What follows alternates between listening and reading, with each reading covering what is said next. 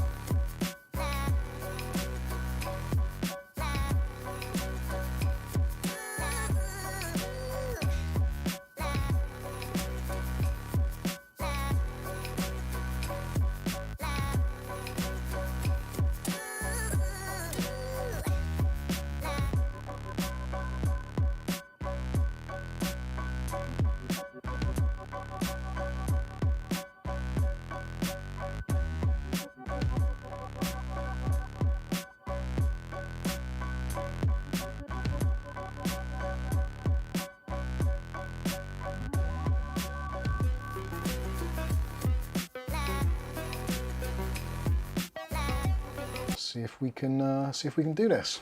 I think that's working. Oh, camera's there.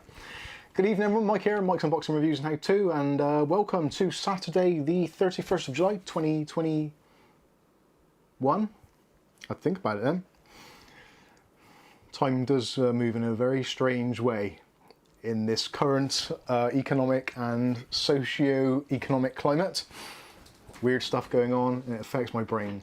Not only that, recently I've had somewhat of the sniffles, so yes, although I appear to be clearing up a little bit, still a little bit nasal, a bit chesty, and all that kind of usual stuff that follows the aftermath of some sort of respiratory infection.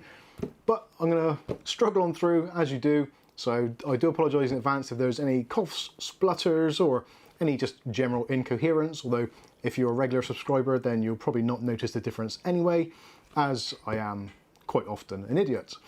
So yes, the brain isn't fully up to speed yet. I would say I'm probably about 80%, maybe 75%. So yeah, the brain isn't quite up to speed. So if you type a question in tonight in this live stream, or I just don't get the grasp of something altogether, then yes, my apologies. The brain is still taking a little while to process the information. I'm running a DX466 at the moment, so yeah, not quite up to the Pentium standards as of yet. Kath's waving her hand, hello. Audio's a bit low. Audio is a bit low? Only a bit. Oh, is it? Have I changed anything? I don't think I've changed anything. Might be my t-shirt. This is the new Mike's Unboxing t-shirt from Spreadshirt, which are linked in the video thing. No, Mike seems to be okay. It's probably just the way I've got it on my shirt, on my lapel. Though I haven't got a lapel, is a thing. Excuse me. Cough filter. I haven't got a cough filter. Anyway, really good to see loads of you in the chat. So what we're going to be doing tonight, we're going to be taking a look at Gamemax's newish case. It's been on the market actually for well over a year, but because of obviously, yeah, things that have been happening around the world, distribution's gone completely to, so yes, it's taken us a very long time. Gamemax reached out to us, I think it was about a week or so ago, maybe a little bit further back, saying, look, we really want to work with you, Mike. There's crazy issues with supply and demand and getting things into the country, but as soon as we get some stuff that actually hits the shores, we'll hit you up and we'll send you some bits to review, because we want to really continue our kind of partnership, working together, and it's beneficial for me because I get things to review, and it's beneficial for them because generally most of their stuff's actually pretty decent. So you guys go out and buy it. Yeah, so it's a win-win situation. So when they said, Mike, we're going to send you over the Brufen C1 ARGB case with cock implemented, I was, at first I was kind of a little taken back, but then I looked closer and realised what cock meant. Cock is COC, which is cooling and overclocking, which, yes, is possibly not the best choice of name for a slogan for your brand, but I guess Gamemax is one of those brands that is visible all around the world, and perhaps in other countries they're not quite as immature and as puerile as myself. So, yeah, I'll take that one on the chin. It's just getting worse. It's getting worse. It really is. Maisie, don't get on the box. I've got to show the ladies and gentlemen that in a minute. Anyway, we will we will show you that certainly. So yeah, the naming convention isn't great, especially at the moment. Obviously Gamemax, yeah, that's a great name. Brufen is kind of short for ibuprofen, which is what you take when you're ill or you've got a headache. And yeah, the COC thing. It reminds me of my mum asking me if I want a cup of coffee. Kath's mum used to say to Kath COCK, which meant cup of coffee Kath. So yeah, we are weirdos. We are weird. We are very puerile, and stupid penis humour makes us laugh. So yeah, no surprises there. And Ugly Bob. Anyone who's been around long enough will know that. And thank you, Ugly Bob, for highlighting that. See, even Bob is gone with a Beavis and Butthead with the COC. It's it's hilarious. It is hilarious. There's very few things in this world these days which actually bring a genuine smile to my face, but this is just, yeah, it's golden. It really is golden. So yeah, dick jokes and stuff like that do appeal to me. So what we're doing, we'll go through later. We're not going to do a full build. We're not going to do a full build in the case tonight because, to be honest with you, I'm still feeling pretty crook. So don't think that's really something I should be doing right now. And also the brain isn't functioning properly, so I'll end up probably putting a fork through a processor or something terrible. So yeah, we definitely won't be doing that, but we will go through, open the case, have a look inside, look at some of the features, do a bit of a teardown. There are a few potential issues which I can see with the case already from taking it out of the box, just having a brief look at it. So it's a real difficult time because Gamemax have, obviously last year they came out with F15, which was an absolutely phenomenal case. And it sold like crazy. It was an amazing case, fantastic airflow, tons of RGB, tons of just flexibility, a great chassis, and obviously there was the Lian Li 215, which was essentially the same case, just with different fans and a slightly different front fascia, but other than that, essentially it was the same case. So it's from an extremely good heritage. So my concern initially is that the Brufen C1 ARGB is actually the same price, and in fact in some places actually more expensive than the legend that is the F15M. So immediately it's up against a really tough competition in its own stable, which is never a good thing unless there's a genuine thing which separates it from the pack, which I guess the COC Cooling, which is for all intents and purposes is an overclocking fan which is in the case built in and basically pushes cold air around the VRM area, but on the back of the motherboard. So whether or not it's going to be a gimmick, whether or not it's going to be one of those things which actually does make a realistic difference, I'm actually genuinely excited to find out. I will be doing a full build in it. I'm actually going to transfer my video editing PC into that case because that system was in my F15. It then moved into the, what case is that? Can't even think what case it is. Neutron Labs case, which is really good. So I'm going to put it, all of that stuff, the Ryzen 9 3900X, and it's overclocked, etc., etc. I'm going to stick it in the Gamemax Brufen, the Gamemax Brufen C1, and see if it makes a valid difference, whether or not that overclocking fan on the back is going to reduce the VRMs and all that stuff to a level where it actually does make sense, or it isn't just a gimmick. So definitely, if you want to see how all that goes and actually see the end result of it, then don't forget to click on the subscribe button, charm icon, and all that kind of usual stuff. Do apologise for the background noise. Someone's having a conflab. Hi. Anyway, Ugly Bob says, £5 super chat. Congrats on 60k subs. Oh, for God's sake, it just gets worse. I'm going to move out, I swear. Congrats on 60k subs, Mike and Kath. Thank you very much. And, well, we haven't really done a lot. We've just sat here and pumped out content. So thank you all for sticking with us. And obviously supporting the channel. So I should say hello to those of you that are in the chat that I haven't done already. Again, brain's not quite working properly, so we'll... Nothing's changed. Yeah, nothing's changed. Yeah, it's just that I've got an excuse for it now. So Ugly Bob's with us, obviously. Matthew Day. Who else have we got with us? Paul Bakewell. Astro Inferno says, will you show thermals? Now, no, is the honest answer. I won't be showing thermals. I am going to show you some examples what Gamemax have actually supplied. So they've actually done thermal testing of their own in their own independent labs. Well, That's oxymoron, their own independent labs. They've basically had some tests made and done, and they have results for it. So those results, obviously, because they're published by the company that makes the case, grains of salt must be taken liberally.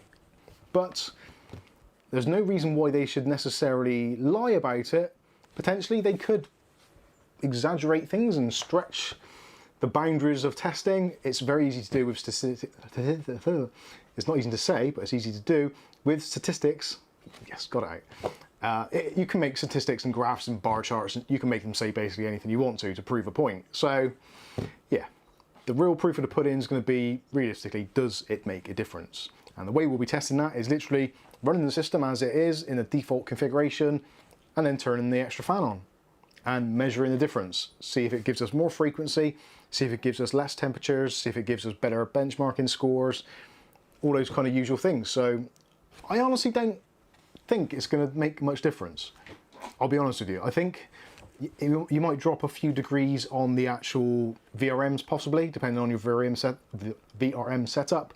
If you've got heat sinks on the back of your VRMs, then yes, that would make a massive difference. So potentially you could squeeze a little bit more out of the system. But ultimately, really, when we test motherboards, like from the very low end to the very high end, where they've got drastically different VRMs, you don't always get a correlation in processor improvements. And again, depending on the processor you're using, overclocking, other environmental factors, then it may or may not make a huge amount of difference. As we've all seen the reviews where people have put a very high-end 16-core chip onto like an A520 motherboard and then done the same thing with an X570, and there is a small difference. But is it enough to justify the price between the boards? Possibly not. Is it enough to justify the difference of possibly the inclusion of maybe a £5 frame and fan in a case? I don't know, but I think it's going to be very interesting to see what the actual results are going to be. So anyway, sorry I digressed again there, as I do. Paul Bakewell, Paul and Bob and others have been doing some fantastic bad jokes on Fridays. It's this thing on the channel where on a Friday on a video, just Bad Joke Friday. Put your bad jokes in, even if they're not particularly related to the actual product matter that we're reviewing, which mostly it's quite easy to do, but if not possible, then just bad jokes in general. So if you want to join in on that, feel free to do so. Paul Bakewell says it takes me ages to find jokes that bad. It's not an easy task. You'd think that finding bad jokes would be very easy, but it's not. Fractured Life says take 2 for a headache. That's yeah, referring to the case, the ibuprofen C1. I hope it doesn't turn out to be a headache. When I searched for it on Amazon, it did come up with ibuprofen. Yeah, for the Amazon links for the US, it probably will link to actual tablets. So do beware if you're thinking of getting one. Who else we got with us? So we've got Outlaw Fett says hello folks. Craig Lilly says I guess one could make a case for being early. Oh. That actually made me cough. That was so bad. Thanks, Craig. Thanks for that. Kieran Atkinson says, hell yeah, he's reviewing that weird case, Bob. I am looking at the weird case, I really am. Who else we got with us? Scrolling through. Mark Berry says, good evening all.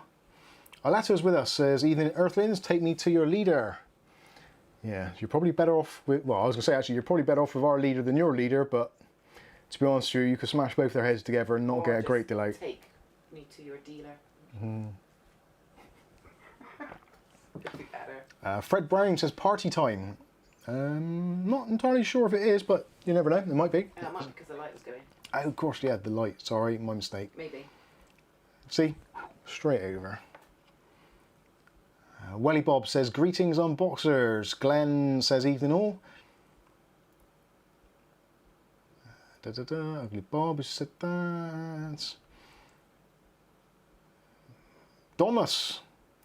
Dom says, hello all, finally we do get to enjoy a live stream. Well, enjoy probably in a stretch, but yeah, you're more than welcome to kill some time.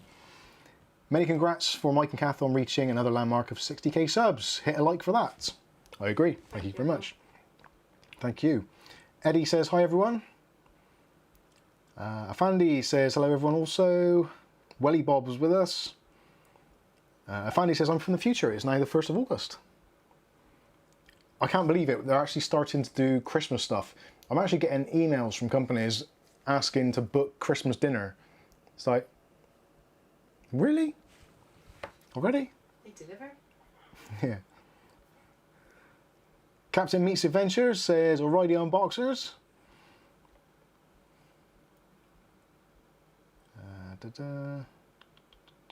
Welly Bob says, it seems lower to me. I am a fussy bugger. I don't think I've changed anything. In fact, I'm almost certain I haven't. And there is another super chat. Who's that from? Let's have a look. I've got a button I can press now to see. That is from Digital Demonic Davros. Love that name. Got a case for you, detective. Can you investigate PS5 NVMEs and... Oh, I can't see all of it. That's embarrassing after I said that. Can you see if XPG stroke AData make one cheaper than £350 for 2 TB? Yeah, what's that? Australian dollars, isn't it? I'm not too sure. I've got to be honest with you, PS5 has completely gone past me. Same as the Xbox. I've got so limited interest in Xbox and consoles in general. It's not even funny. It really isn't. There's too much going on in the PC industry without worrying about Xbox and that. But certainly 3D, I will look into that for you and see what we can come up with. Captain Meets Adventures says it's cock and ass on this channel. It is. And neither one of those are actually in the kind of 18 plus range. Obviously, ass is the Norwegian ale, or beer, or lager, whatever you want to call it. We do have some ass. And COC is the cooling and overclocking. What?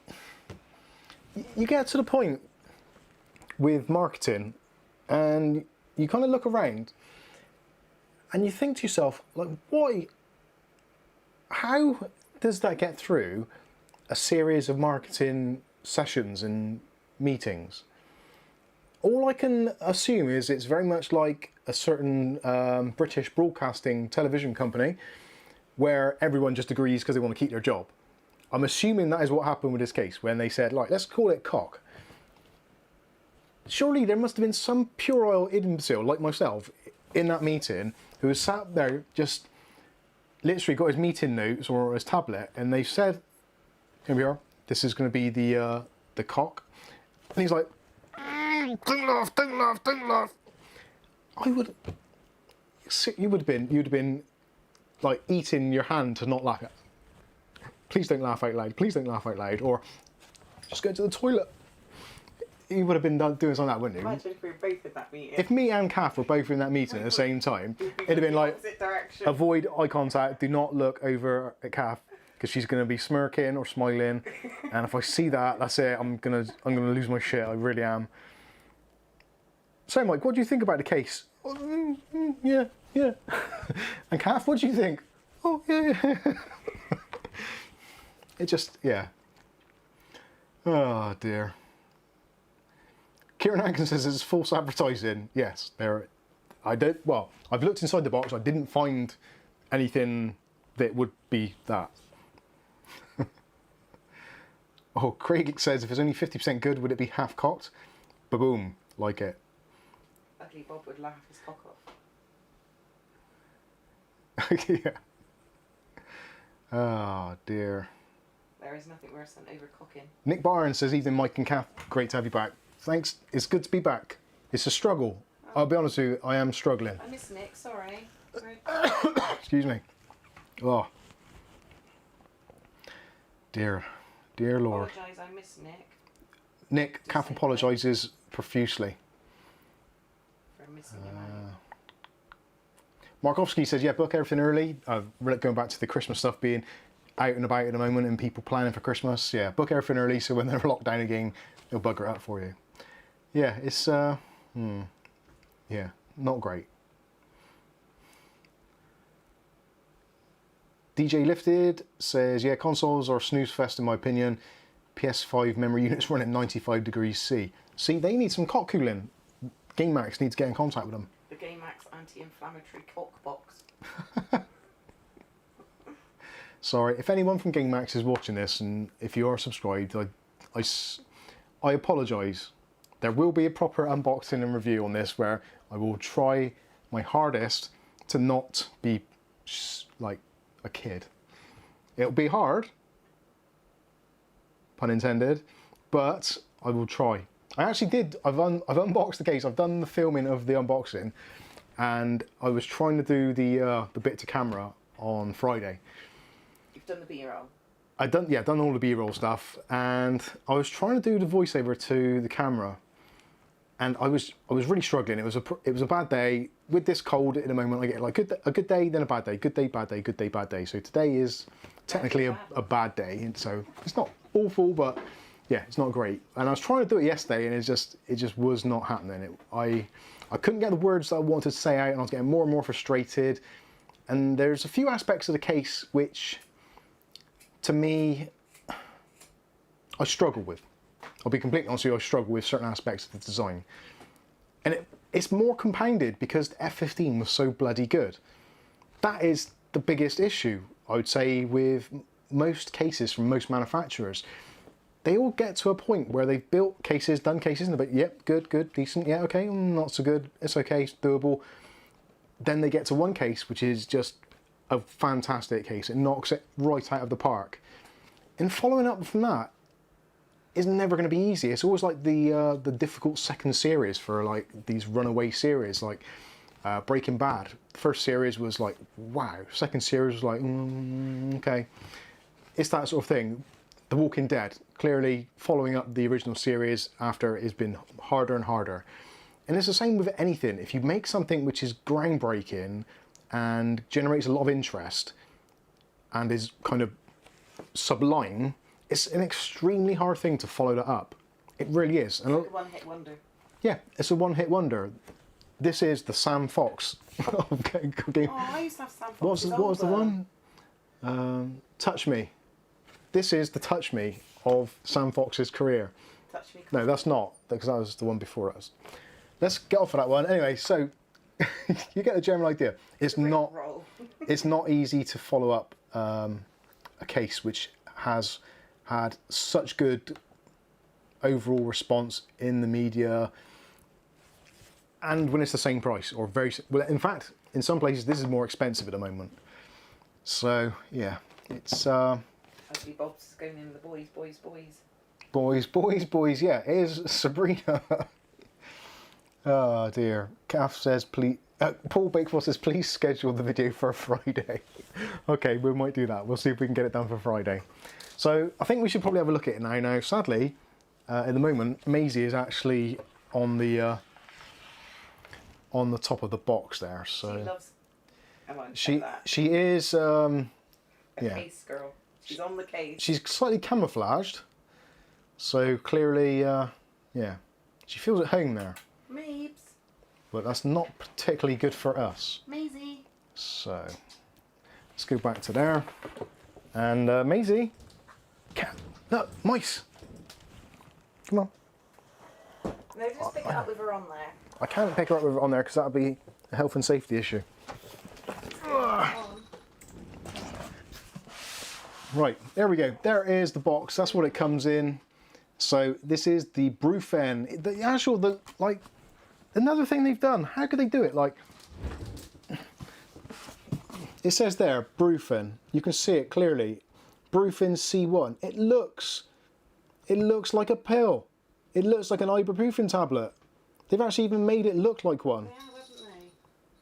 What the actual hell? Why would you do that?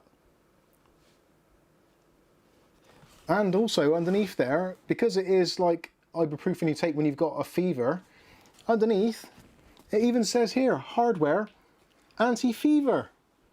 I've not noticed any of that. Like what?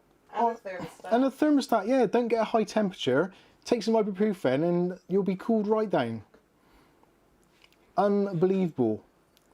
So how many people were in that meeting and just shaking their heads?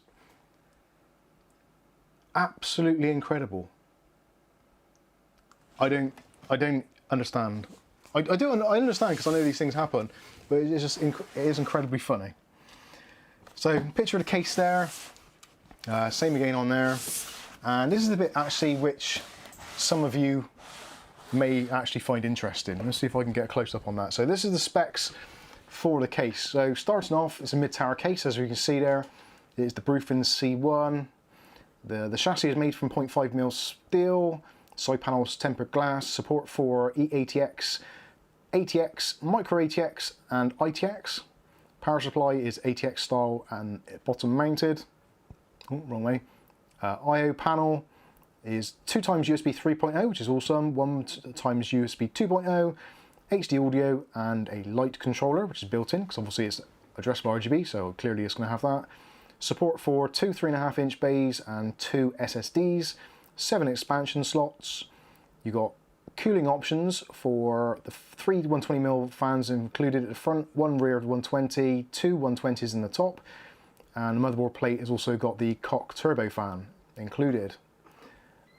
Unbelievable. Maximum compatibility there, VGA card up to 340mm, CPU cooler height up to 170mm, which is actually pretty decent. And then you've got your chassis size and the box size and the weight. So it's just under 5 kilos. Sorry, coffee. And yeah, chassis size 360 by 210 by 440mm. So yes, it's not a huge chassis. Sorry, just reading Captain Me's Adventures there. Oh dear. Simon Arden is in the chat as well and says, Brufen, an anti-headache case. I know. What can you do? What can you do? Go back to me. I can't, because of things in the background. Right, let's take this case out and have a look and see what we actually get. See if we get any anti-fever. So first of all, yeah, I'll try not to run over my my cable here. Right, Maisie, sit on there. I'm gonna get zapped now, aren't I? Out. Actually, wait till Dad looks the... Try not to touch the metal. Wait a minute. Don't go in yet. One of those. One of those. Sorry, ladies and gentlemen, I will be there now. Just getting the package ready. Yeah. Oh, this chair is absolutely destroying my balls. Could be worse. Yeah. Good for your Brufen. So there we go. There is the case out of the packaging. I think, is it in focus or not? Catherine, Hold on. you're up. I think, is that in focus? I can't even tell. No, I don't think it is. No, probably not. It's hard to tell on this camera. I can't really tell myself. No, that's weird. That's better. There we go. We're in focus now. So, yeah, this is the case. So tempered glass side panel, as you can see. Actually, let's remove that straight away. There is actually one of those little tag thingy hinges here. So you can just open that. And nice hinge side panel. Get rid of that straight away. Reflections. Is that going to fall? No, we're good. Smash. So actually we could do more light on the subject here, couldn't we? That's better. That's probably going to be a bit too bright now, but what the heck. So you can see inside what the deal is. So got that huge 140mm fan on the back of the back plate there. So that is designed to cool down the area where your VRM would be. So let me grab a motherboard a minute, and I've got a motherboard handy. Actually, you probably get the general idea. Obviously, motherboard is going to be kind of in this section here. So this big fan on the back. I'll take off the side panel. And in fact, actually, before I take off the side panel,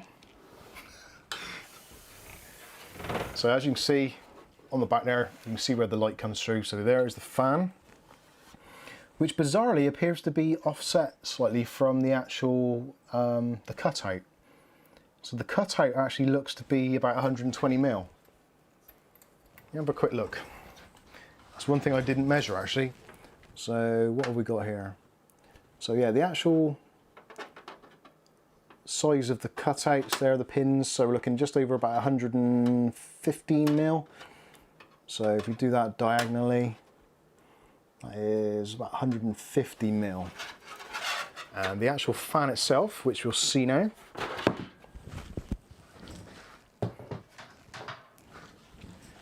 fan itself is 135 by about 170. So the fan itself is actually quite a lot bigger than the opening that they actually allow for it, which isn't ideal, I guess, but the effect should be very similar. So this is classed as an intake fan, and this is going to pull cool air in from the outside of your case and push it towards the back of the motherboard, which hopefully kind of makes complete sense. Now, the fan itself is a custom fan, so it's a custom made fan, and the whole plate itself that it attaches to is all one unit. So if for some reason the fan fails or gets damaged or whatever, then that's it, it's game over. It doesn't appear that this is available as a separate entity at all. And if I get the screwdriver right now, you can see it is actually quite easy to remove. So if you're concerned that maybe you do want to use this and you want to actually get access to the back of the CPU, maybe you've got a custom cooler or you just need to hold the back plate in place while you're building your PC up, then it's actually pretty easy to do, just a couple of screws. There are some lugs on this far side which latch into here just to keep it in place. So yeah, it's not overly difficult if you do need to get access to it. And that gives you obviously the traditional large opening here for gaining access to your CPU backplates, etc. So actually, in terms of flexibility, it's pretty decent. You can't really go too far wrong. The plastic itself, actually, it looks like the whole thing, including the fan itself, I'll try and give you a close-up of that, the whole thing is actually molded as one entire piece. So they haven't just kind of forced a 140mm fan into this surround. Well, they kind of have, but they haven't. So it is all one solid piece. There's no obvious way that I can see that you could replace it. So if you wanted to maybe, possibly if it works excellent, and you'd consider maybe putting a Noctua fan in there or something, which I'd imagine somebody somewhere was probably going to be thinking along those lines already, then sadly that isn't an option. You do have to remain with the case. So that in itself is going to give you a slightly limited kind of outlook as far as how long is this chassis going to last you in its original configuration, because I would imagine the fan, it doesn't look like a particularly well made fan. There is a blanking plate on the back of it, so potentially if it does dry out a little bit, you could put a drop of oil in there to make it free up a little bit. But yeah, I'll look at the comments quickly. okay. Do I want to look at the comments? Mobo fan bracket looks angled to create space between back of Mobo and fan. Can't see from this angle. The motherboard bracket, the motherboard itself, the actual back plate of the board is completely flat as you would expect in a normal case. The fan itself doesn't stick into the case hugely. So where you've got the standoffs, if I angle it back a bit, actually that way you can see better. So the standoffs are taller than the actual fan frame or the surround, and they've made it so that the fan section here is going to be pretty much touching the side of the case, which can introduce noise if there's a particularly fast spinning fan, but I think it's a relatively slow one. I haven't been able to test it as of yet. Excuse me. So I don't know what the RPMs of this fan are. It is a DC controlled fan, so we don't have PWM on it, but DC control, voltage control generally isn't that bad anyway. Obviously it does step a little bit, but normally you can't really tell the difference between a DC fan and a PWM fan. Extraction. So it isn't for extracting, it is for intake only. So they call it their TSeries Cooling. So with a traditional fan, it'd be basically like a straight line. So you have a fan spinning, air comes in one direction, comes out the other. But because this is going to be dead up against something, so the air is going to go straight in and then immediately it's going to hit it and go in like all directions, creating like almost like a thumbtack kind of thing. So if you imagine the straight line of the thumbtack being the air coming in, and then like the kind of like the mushroom at the end being the air just circulating around the area where it stops. So in principle, I can understand how it would work. My thing is, I don't know whether or not it would make more sense to have another fan maybe at the top here pulling hot air away from the top of your VRMs than it would actually pushing cold air at the side of it. It's good that they're innovating, or at least trying to do something a little bit different in the PC marketplace, because it has become so incredibly stale that it's got to be a point now where we have to start looking at different things. Now, there's no point changing. No one's redesigned the wheel because the wheel does what it's meant to do. So there's no point redesigning it. So we're always looking at some other little thing we can do to a case design to improve airflow, temperatures, thermals, all that kind of stuff. So definitely kudos for them for actually having the balls to turn around and go, actually, yeah, we're going to try this. Now, obviously, if you've got your PC up against the wall somewhere and there's not much air getting in the side of it, that is going to be one of those kind of things where that mitigates the usefulness of it. Much like if you've got a solid glass front panel on your PC, it doesn't help. So if you've got the side panel on there, you've got the filter on there as well, which there is a filter. If you've got this then inside of some sort of PC enclosure or like a desk or mount, that sort of thing, or like I said, right up against the wall, which potentially, depending on how much space you've got, because obviously this side is the business side where you want to look inside, people will traditionally try and push the desk to one side and push that away because you don't want to see it because it's boring. If it's going to be close to a wall or something, then yeah, that is not going to be the best for airflow either. So yes, it's definitely an interesting design. So effectively you've got 4 fans in and 1 fan exhaust. So it is out of the box creating considerable positive pressure, which for dust is possibly a good thing, although you've got the 3 fans up front behind this mesh. The mesh is about 1mm, so it's actually a very loose mesh. So airflow wise it's going to be amazing, but if you're in a particularly dusty environment, there isn't a filter behind this.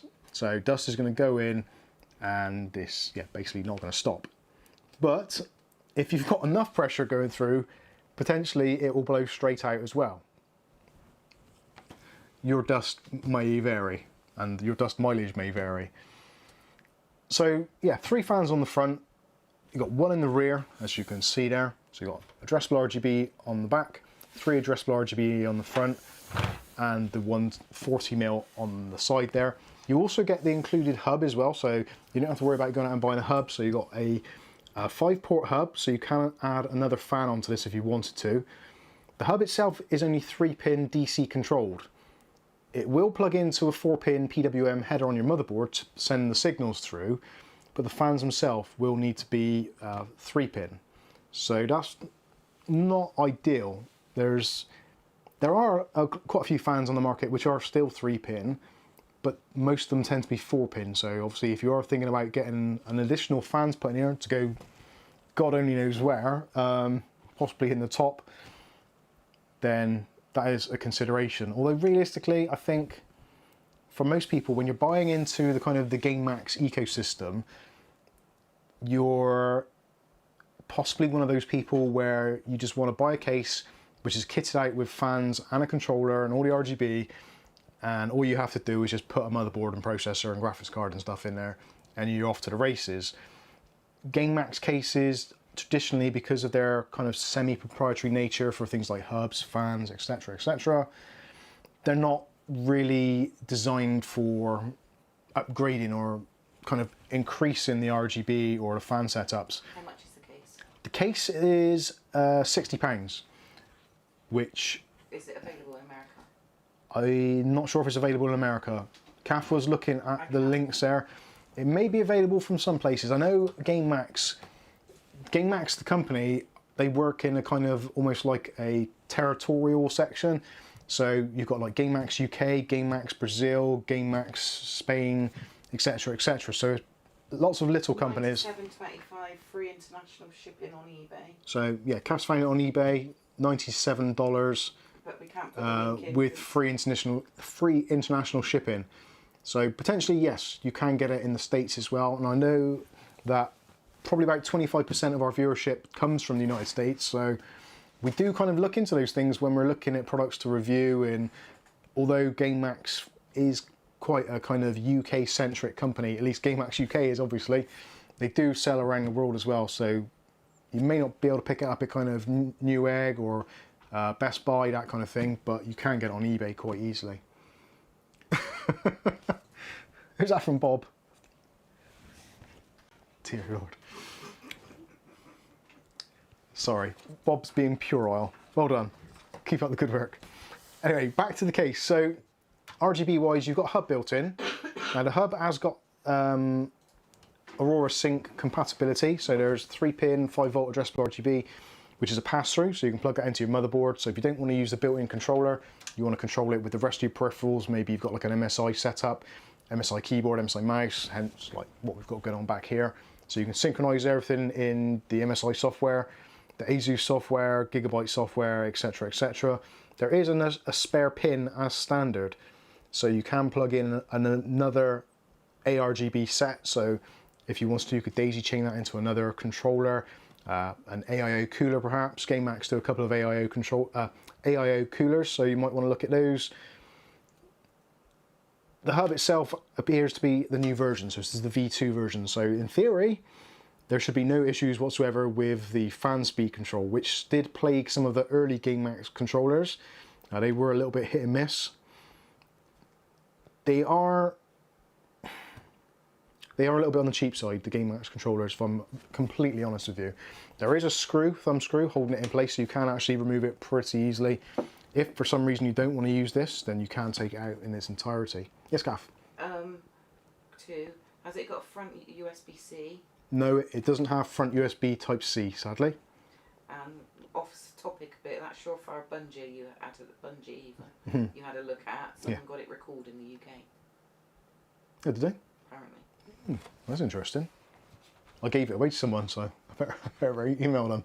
Thanks for that. Anyway, back to the case. So, what we're in this section actually, yeah, you've got RGB hub there.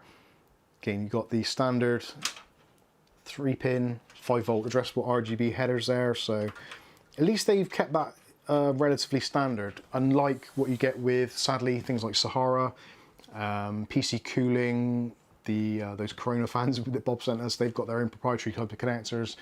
So it depends what you want and what your thoughts are. Ultimately, I guess with this kind of case, there's a lot of things you have to take into consideration about what you want to do, what you want to do with your PC. I suppose the biggest defining characteristic is, do you actually like the look of it? And that is something which is extremely subjective, because obviously what some person may love, other people dislike. That is why there are so many different types of design on the market. Now, for me personally, I don't know whether I like this bar down the front. The V-shape kind of split, for me, I don't know. It is growing on me, I'll be honest. I do like the less kind of elaborate look. I would prefer that to being flat. But having said that, because this is V-shaped and it does come out from the fans, it removes the turbulence from the fans against the front mesh there. So in terms of cooling and also noise, yeah, it's possibly the best design you could really have. Whether or not the front mounted I/O on the front there is to everybody's taste, I personally would count that as a downside. Even though it is quite easy to access and it's on a kind of 45-degree angle, so for actual ease of use, when you are using your PC in a regular manner, then you can kind of see the buttons, you can see what's going on just by glancing down at your PC. So in that terms, in actual use case scenarios, it's great. but Power it up. power up, Yeah. power it up. Oh yeah, I will do, so Bob can go bang. Get your Viagra to power it up. The downside for this design is because it is actually part of that front panel, it means that if you want to take the front panel off for cleaning, all your cable management goes up the Swanee. So let me demonstrate that to you now, so you see what's going on. And I will get a power supply out for this shortly and power it up. So taking the front panel off is pretty easy to do. Bang. Just pull that off there.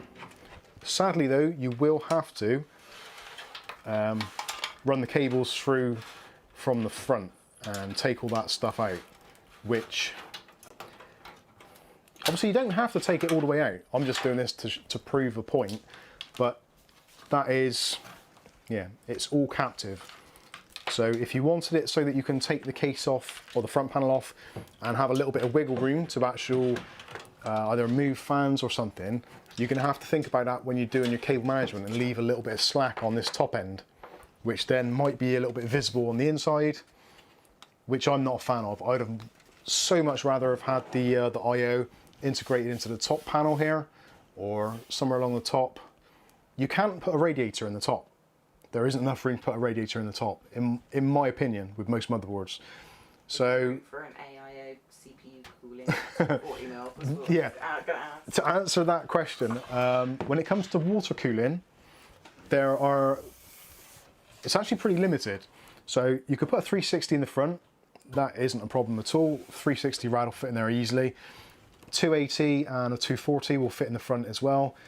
When it comes to the top section, because of where it's actually quite low profile between the top here where your motherboard would be and the top itself, so putting fans in there is going to be okay. That will give you just about enough room, but an AIO in the top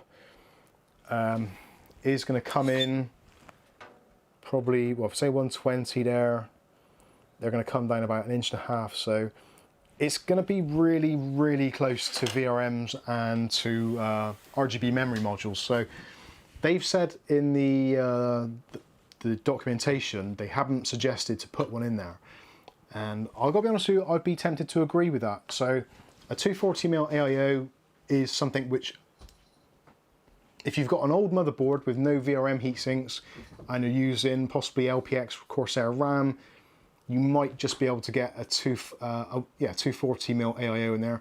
A 280, not a hope in hell. That just will not work. Somebody's confused what the ass is, can you? Oh.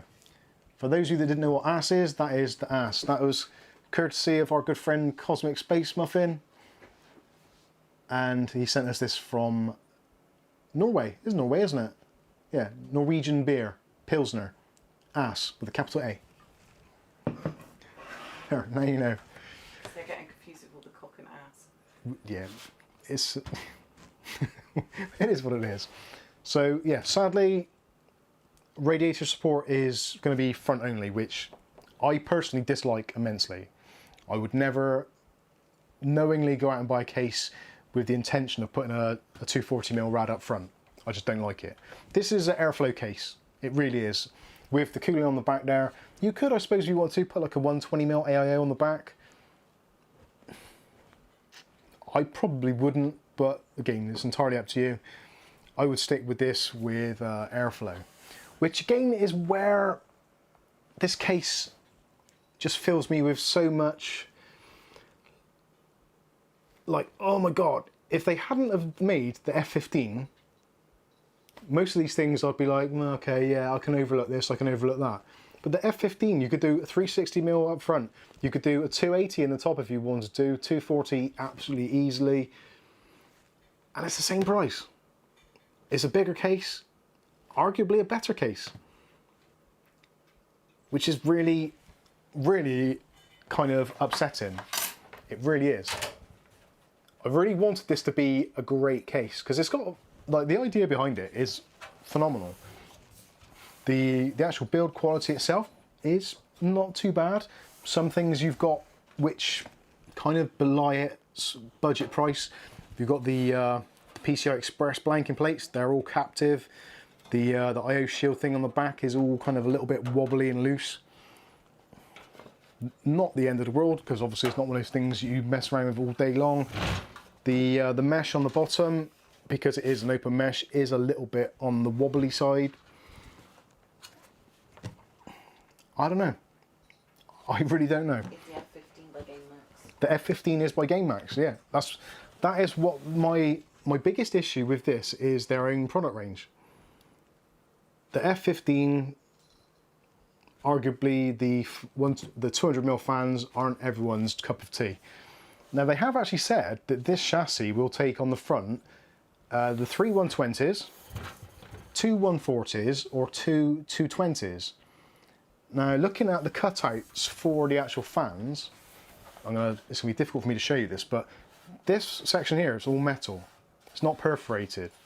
So if you put 200mm fans in there,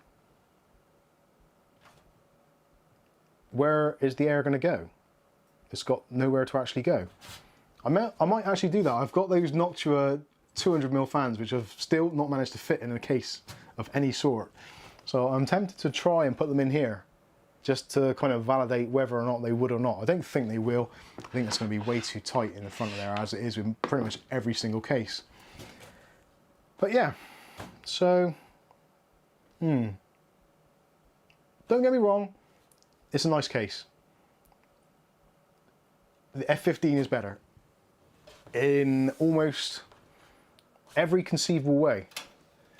They could have quite easily, I think, taken the COC cooling system, integrated that into the F15 and called it the F15 Max Cock Edition, and they'd have had another absolute blinder on their hands, because not that it needed extra cooling because it had so much cooling going for it anyway, but maybe with this new addressable RGB hub with the COC cooling, could have made the F15 even better than it was already, which is actually saying something, because the F15 is still possibly one of my favourite cases of all time.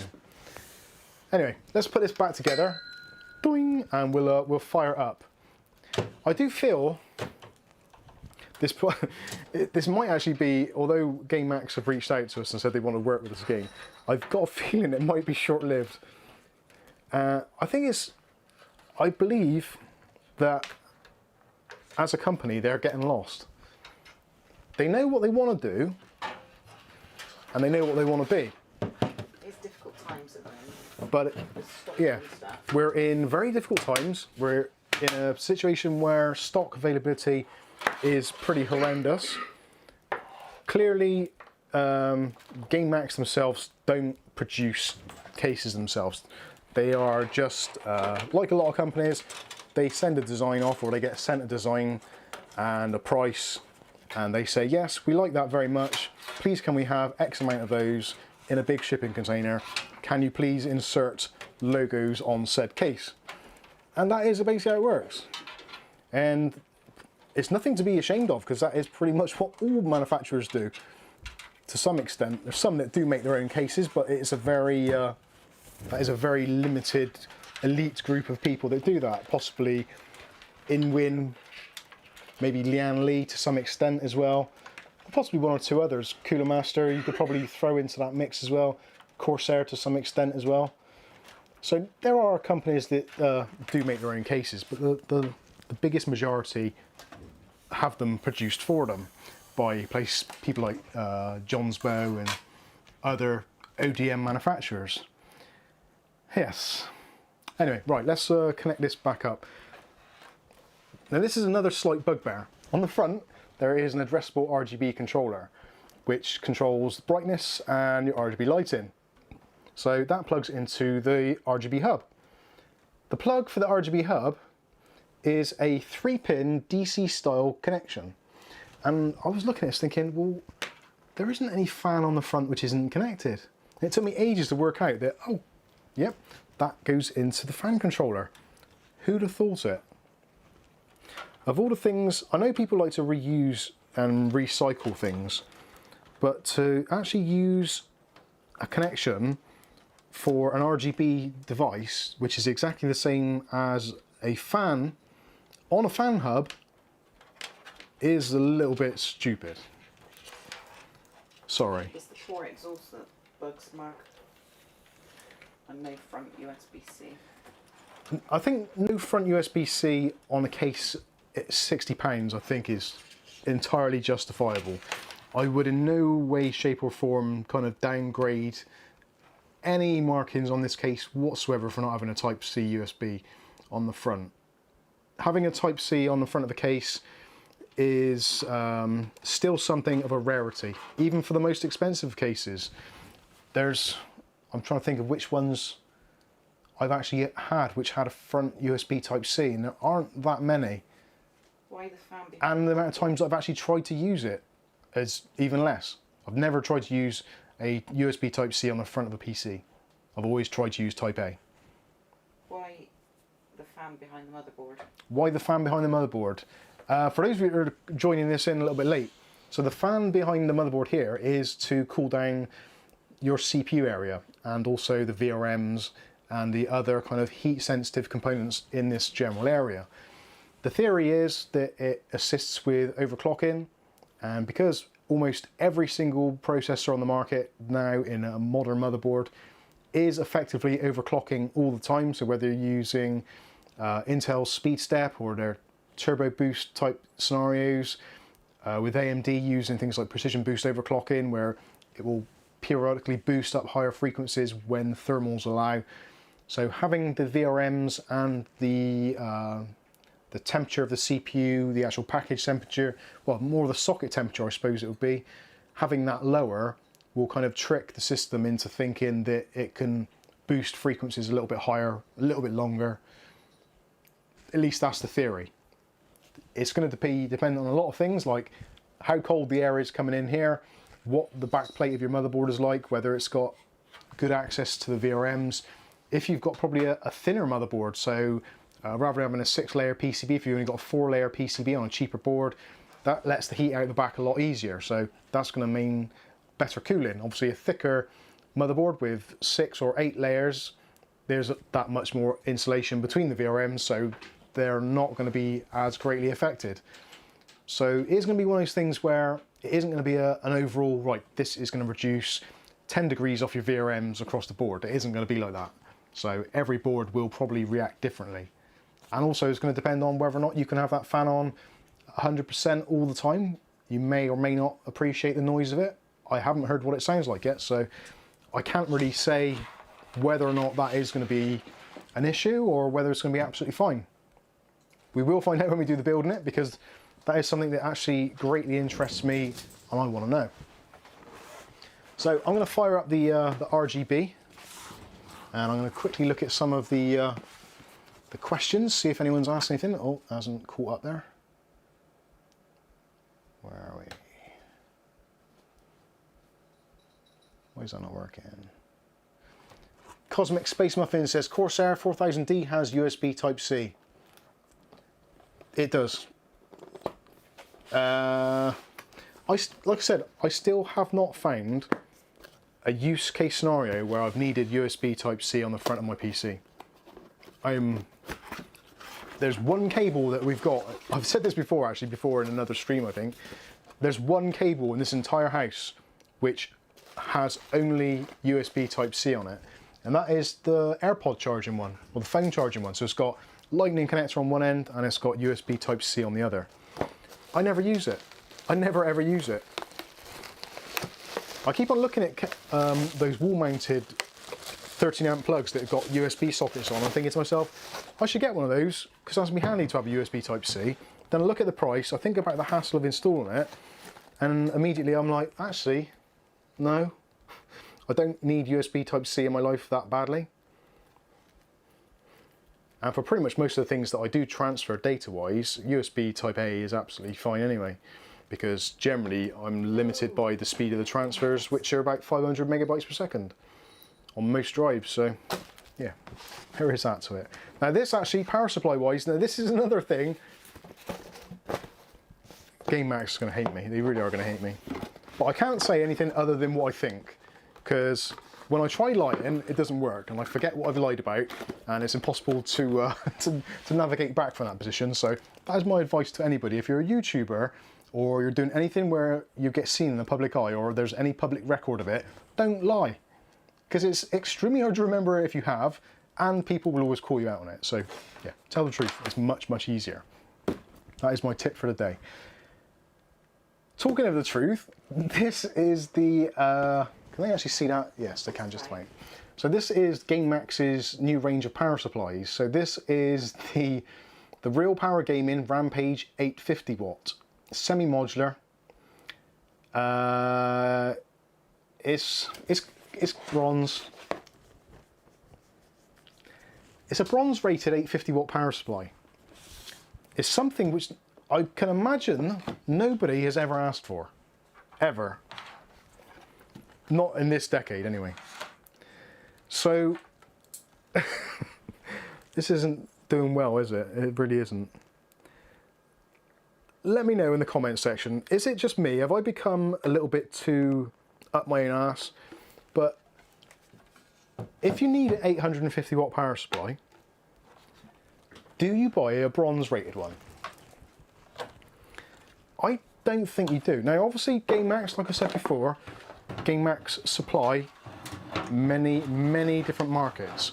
So I'm obviously going to be looking at this from the point of view from the UK, US, Canada kind of market, because that is traditionally what I know and that is what I use. Rory O'Donnell, €10. Thank you very much, Rory. God bless you. Thank you very much. We do appreciate it.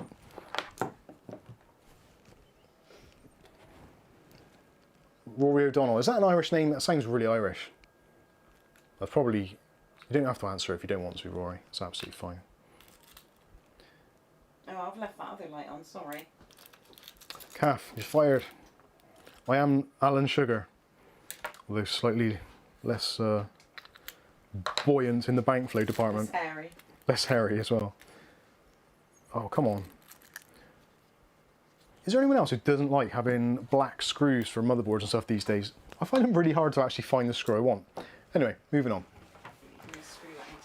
So, let's have a quick show of hands in the comments there, and see what the consensus is. Because I don't know.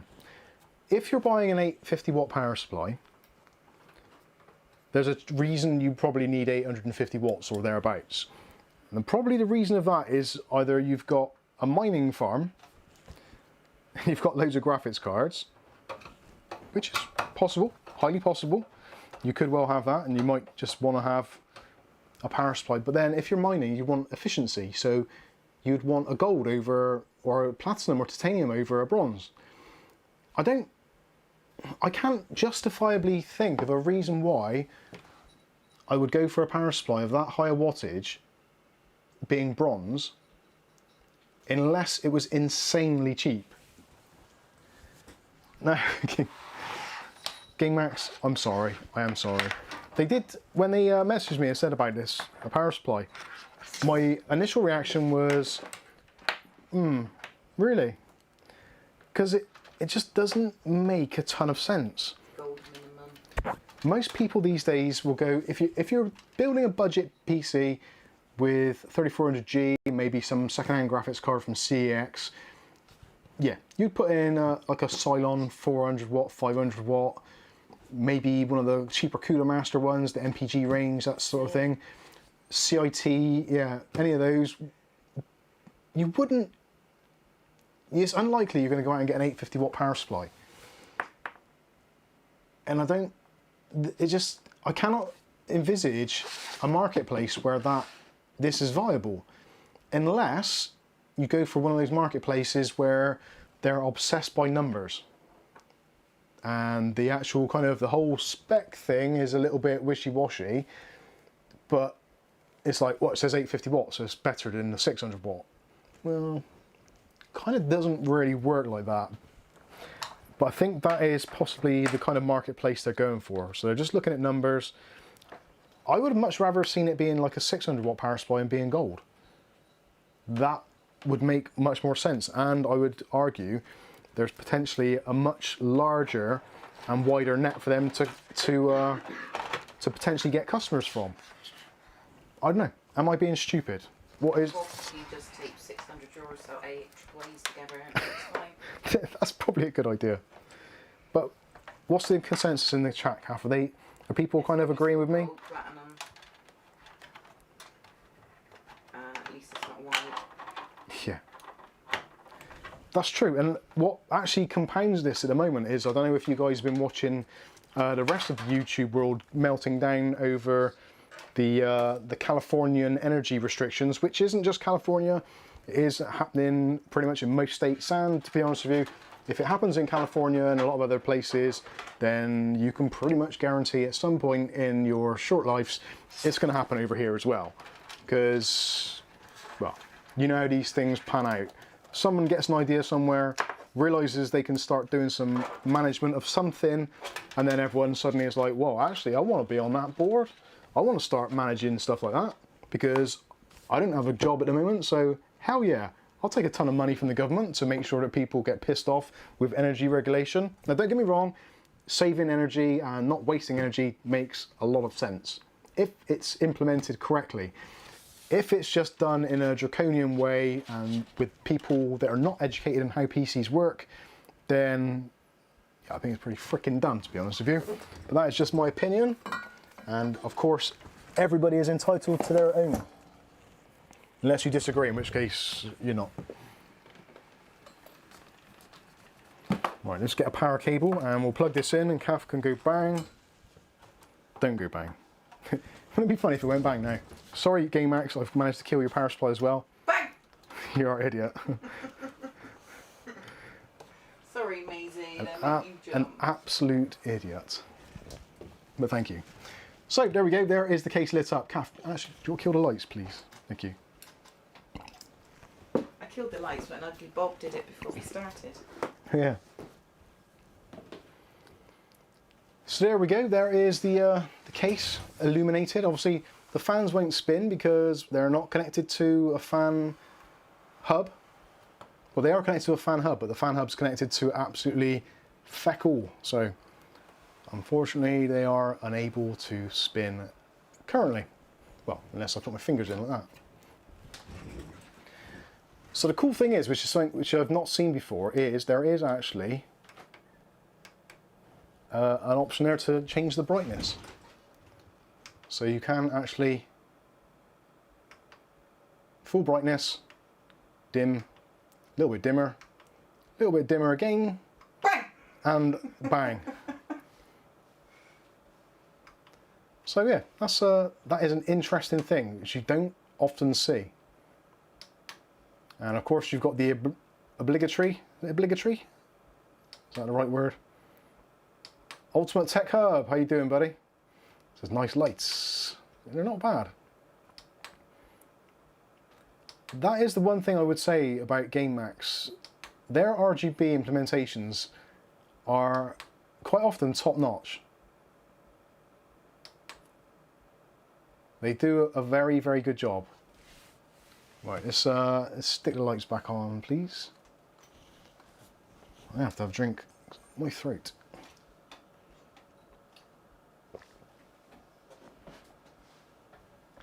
Simon Arden says it needs RGB down the front strip like the 500DX. Yeah, I think I'd agree with that. I don't even have any RGB on mine. Kath's turned her RGB off on her F15. No, I did. By accident. I pressed buttons. How long ago? About a week ago. So, actually, in terms of the actual overall look of it, I actually quite like it. There's a few bits and pieces on it that I don't understand or don't entirely agree with. That midline spools, the sweet patterns. The midline does. Yeah, it's a very. I don't know. There's so many things about this case which I like, and there's quite a few things which I think could have been done better.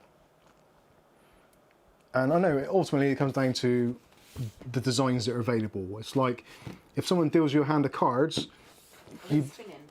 I know. have them spinning. I can't. Just said that. So stop messing around. Let's have them fans spinning. I can't. I got nothing to make them spin. I don't think, unless I. How can I make them spin? Do it manually, all at once. No, I was thinking if I. Your hands and feet. I could plug in a fan controller separately. I think. Let's see if I can. Oh, my brain is hurting now. I was thinking I'll plug in the other Gamemax fan controller, but then that's like I'm going to be in what's that film where they put a dream on top of a dream on top of a dream? Inception. This is going to be Gamemax Inception with fan controllers. This is going to hurt my brain. Oh, I just hurt the box. And the stupid thing is the fan controller on this, it doesn't actually work particularly well. So sorry, Gamemax. Oh dear, they're never going to work with us again. But I can't not say things as they are. I'm not going to make believe, because ultimately it's you lot out there which watch these videos and then are going to go off and buy something and then turn around to me in comment section and go, Mike, you douche, I've just bought this rubbish and it's not worked. So yeah, I have to take in consideration, oh, I broke that. I have to take into consideration that things I say have repercussions. And yes, I am very, very aware of that. So let me see, I need to plug that into a fan doodah. So there's a PWM there. Let's plug that into there. Hey, there we go. And we have some fan noises. Actually, let's plug in the cock fan as well and see if we can get that bad boy spinning. Okay. So we have the COC. I'm going to see what. So that's fan speed 1, fan speed 2, Hurricane. It's not actually that loud. It isn't that loud actually. You can hear Most of the noise on this front is actually the air noise whooshing in through the grille. You can hear them, but We they're get not close. particularly loud. So that is mostly wind noise. And if I get near this one.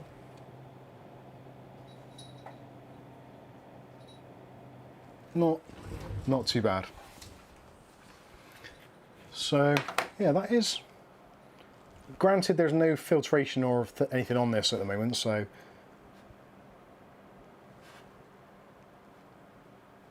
there is actually a lot of airflow in there. Should put Maisie in there and see how much her fur blows. Let's put onto the middle one because that's most likely what people would probably be using on a regular daily basis. In which case there isn't actually that much moving. I suppose yeah, there is actually. It's coming around this side, so they're diffused a little bit. The one on the back's actually doing a really good job. Anyway, so I think, I don't know what I think. I go through phases where I think, this is really cool, I'm really looking forward to doing it, but then I think of other things like long term, like taking that front panel off to do maintenance, to clean the fans, which inevitably you're going to have to do. It's going to require a little bit of kind of forward thinking on the front I/O section, which, yeah, is one of those things which is clearly avoidable. Their front or top I/O would have been much better. In fact, there's a big gap there, so it's not as if they put something there in its place. They could have quite easily done a top mounted I/O, had this panel being easily removable. I think for most people that would have made sense. But yeah, it's a hard thing to do, to actually nitpick a case these days, because you have to take into consideration so many things like... Dust bun is behind the motherboard. Yeah. Well, dust bunny is behind the motherboard should be okay, because there is filtration on that fan at the back, which I probably haven't shown you yet. We could put Maisie in there, see how much her fur blows. Yeah. So Sucked like that. there is actually a magnetic filter which goes on the back to cover up that fan. Now, it's not the finest of mesh, but it will catch a lot of dust. I would probably, well, generally in everyday use here at Mike's Unboxing, it's very rarely that I actually use any of the filters that come with PC cases, because I prefer airflow and I don't mind cleaning my PC. And I generally rebuild them every now and then, so. And you love the new vac. I do. I love using my new vacuum, actually. I try and use it every day, apart from today, because I didn't put it on charger properly last night, which was a bit of a rookie error. And there's a super chat coming from Shavinst. $2.09 says, okay. I don't know if that's factual, but okay.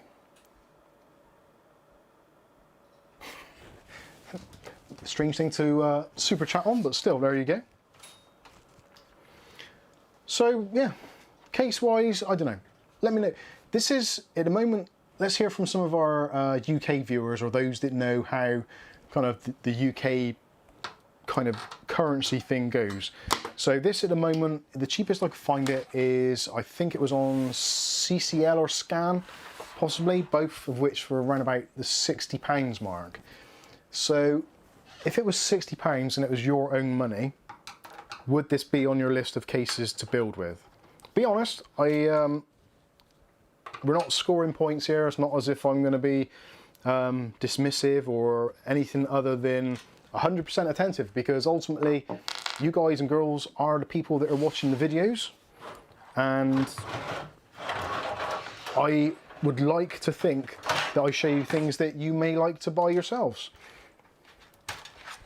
And I do value your opinions, so yeah, please do let me know what you think, and be honest. If need be brutally honest. I would appreciate that, I really would. Would you consider using this in a build? Now, I know there's going to be a couple of people that are regulars.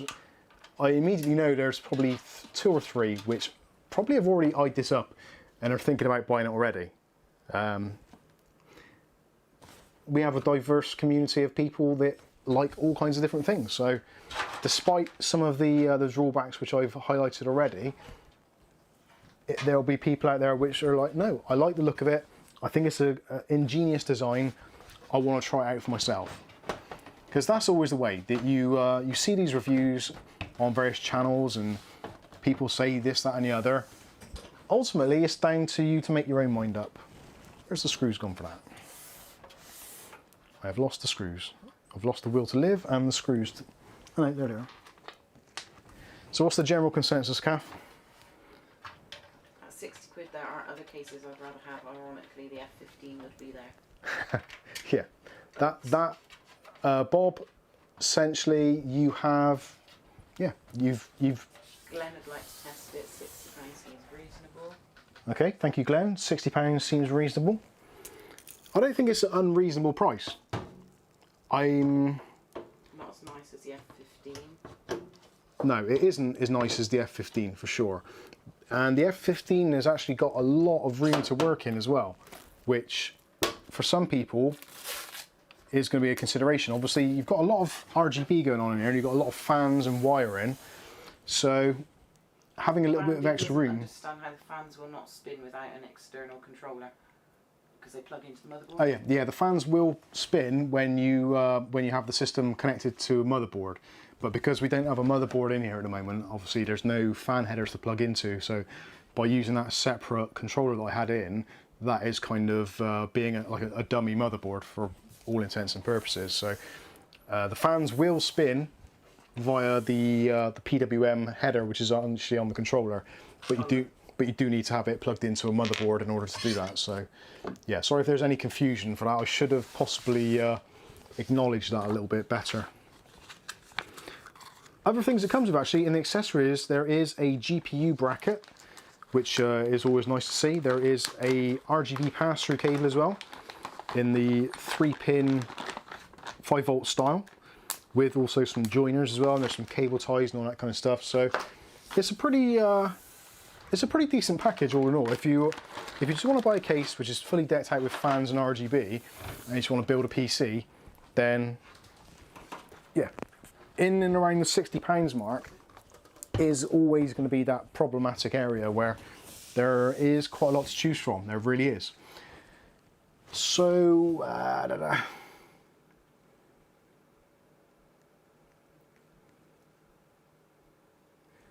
Simon Arden says, with that kit, mic without a motherboard should have been faster using the kit's power on high.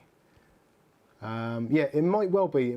They're plugging it into a motherboard controller is probably going to give us slightly different results as well. Kieran Atkinson says, I prefer the appearance of the Brufen to the F15. Excuse me. Oh, sorry, I was reading another comment at the same time there. But Ugly Bob says, I'd pay £60 just for the name of the case. Aletto won't buy it because it's not got... What did she say? Oh, I've moved it.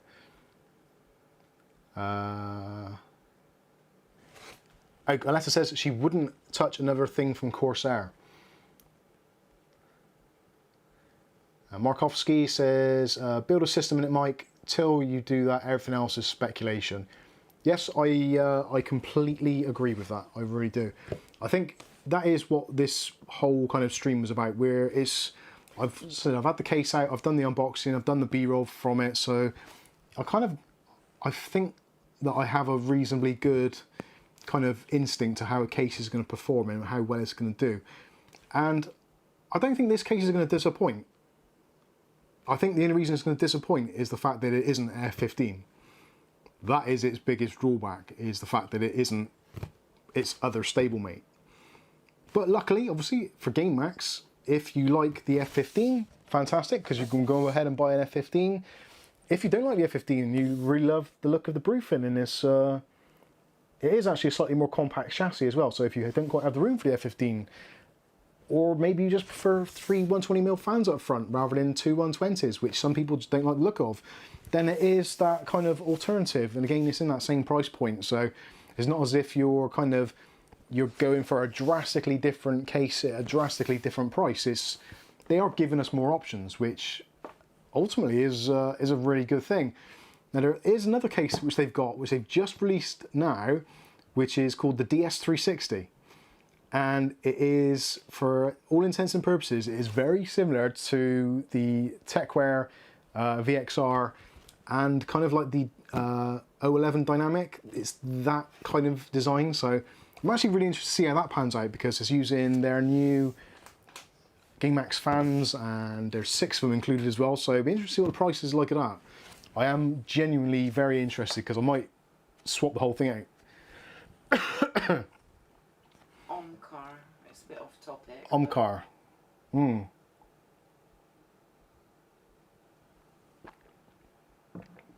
If you're mixing off-topic question here from someone in the chat, trying to use a Ryzen 5 2600 on a B550 motherboard, to be honest with you, even though they're not officially supported, they generally all work.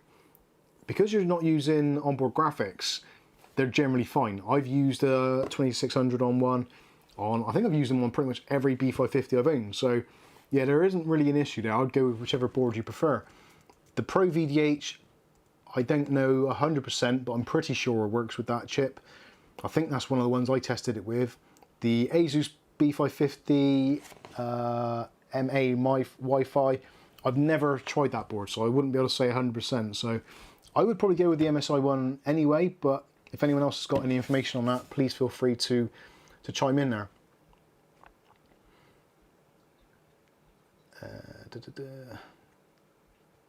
Ricardo says, F15 is a great case. Shame it's not a mid-tower.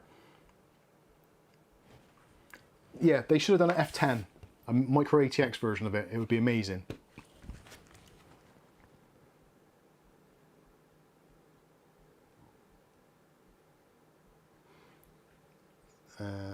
Scottish Scott says hi. How you doing? Just built my first PC ever. Oh, nice one. And I don't know, but it works. Excellent job. Thank you for the advice, no problem. Excellent. James Brock says, I like Arctic products though. I actually like Arctic products. I want Arctic to make a case. Why can't they make a case? Please, Arctic Cooling, please, Arctic.de, whoever the 4X you are nowadays, please just make a case. You made 2 cases years and years ago, which were the Silentium, I think they were called. 2 great cases. One of them was a BTX format rather than an ATX. Excellent cases. Please, just make some more. But modern ones, that'd be great. Thank you very much. Okay, Simon Harden says Gamemax Kamikaze, cough. I actually really like the Gamemax Kamikaze. I really do like that. You still use it? I use one every Sunday. I use a Gamemax Kamikaze because I sold it to my work. Basically built them a PC to run their business on, and it's using the Kamikaze because they wanted some. Well, they didn't actually want something with lights on. But you did. But I showed them it, and they're like, "Oh, that looks amazing. We've got to have that on the show." So I was like, ta-da! And it's been absolutely flawless. Been there what, 2 years now, and it's never skipped a beat. Okay, 3, isn't it? Yeah, it probably is getting close to that. So actually, there's one thing I'm pretty sure, I'm not 100%, but I'm pretty sure a while back, Ugly Bob sent us these from Base US. This is the can't get away from it, can we? These are the Ncock headphones. What is it with Mike's Unboxing Cox? Damn it! Sorry, ladies and gentlemen. It does say it, I'm not making it up, look. There it is. Ncock. You say it up there as well. Base US. Ncock. It does say it. Ncock music. Music for your cock. Anyway, so. Zoom. We did say that we were going to do a giveaway on these. And, PC's gone off. Wakey wakey. There you go. That is the, look at the wrong camera. There we go. There is our American Californian energy saving routine kicking in, i.e. no screen. You know that most of the Californian YouTubers now are going to have to turn off all the lights in the background of their video shoots. They won't, but they should do. Anyway, so yeah, Bob sent us these ages ago, and we reviewed them, and we said we're going to do a giveaway.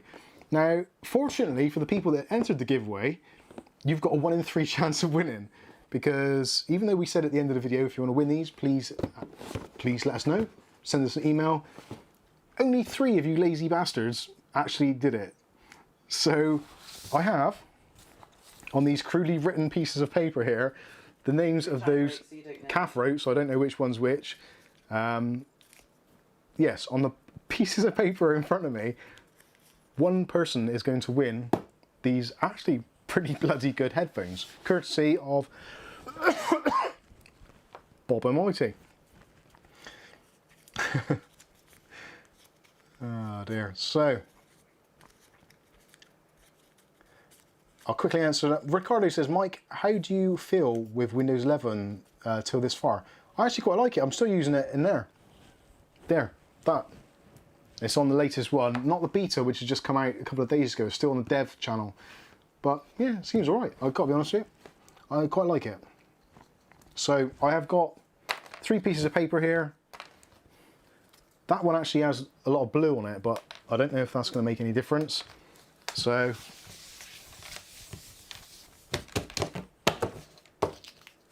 this will be the winner. Oh, it was the blue one anyway.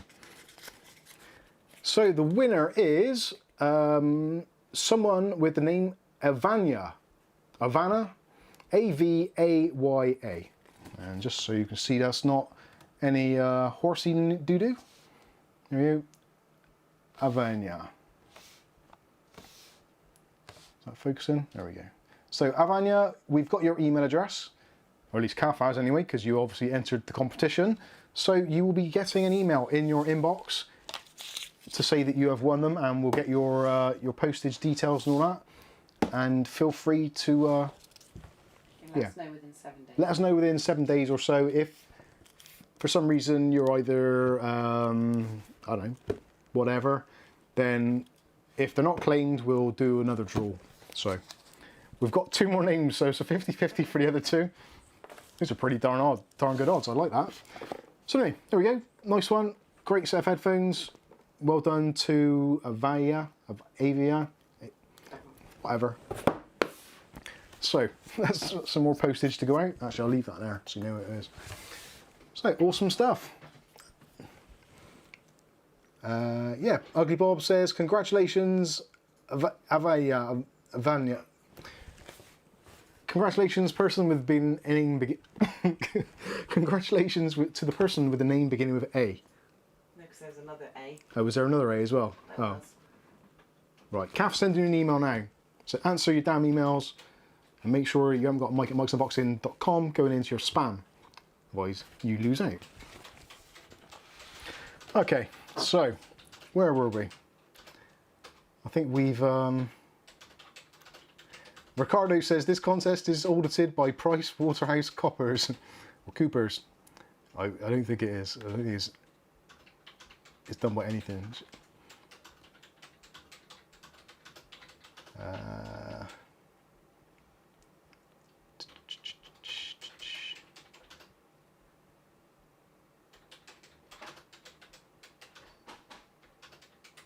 Ricardo says, why does everyone pick a Lord of the Rings or Avatar name in Discord or something? I don't know.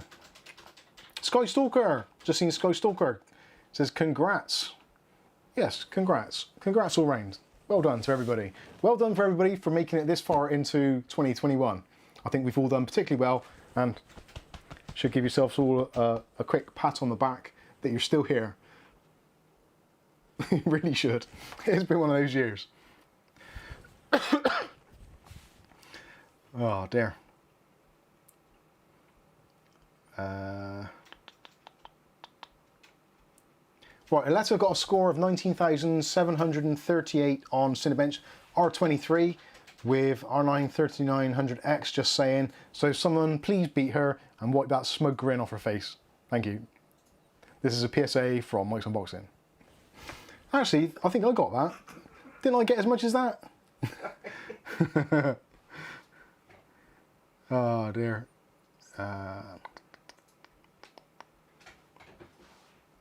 Irie Wolfman says, I thought my screen was dirty, but it's Mike's table.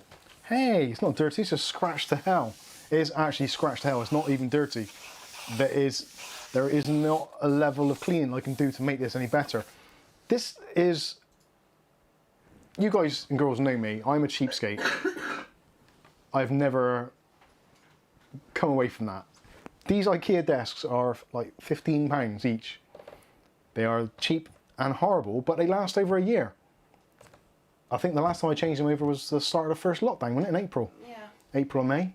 So over a year, and it's great because actually, because I do most of my work here, and there's two tables kind of bolted together, I could, if I want to, just turn it away 90 degrees. No, because I work on that side sometimes. And it'd be perfect. Kath works on that side, I work on this side, so Sometimes. that side's clean and tidy because Kath isn't a destroyer of things, mostly. So yeah, if I turn this around 90 degrees, job's good and I've got a fresh desk for another year. And the cats get I could get 4 years out of this. No, 3. Get a new bed. Yeah, the cats will get a new bed. Although I'm going to have to get rid of some of the stuff underneath the table if I want to turn it around 90 degrees. I've got so much stuff here, it's unbelievable. Anyway, moving on. So, yeah, we did the budget build this week, which a lot of you actually enjoyed. It's one of our better performing videos. Who would have thought in 2021 that a video on a budget PC for less than 400 quid would do so well? Excuse me.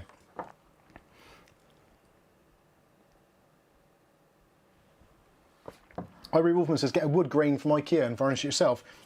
Irie Wolfman, have you got any idea how much wood grain desks cost? Unbelievable amounts.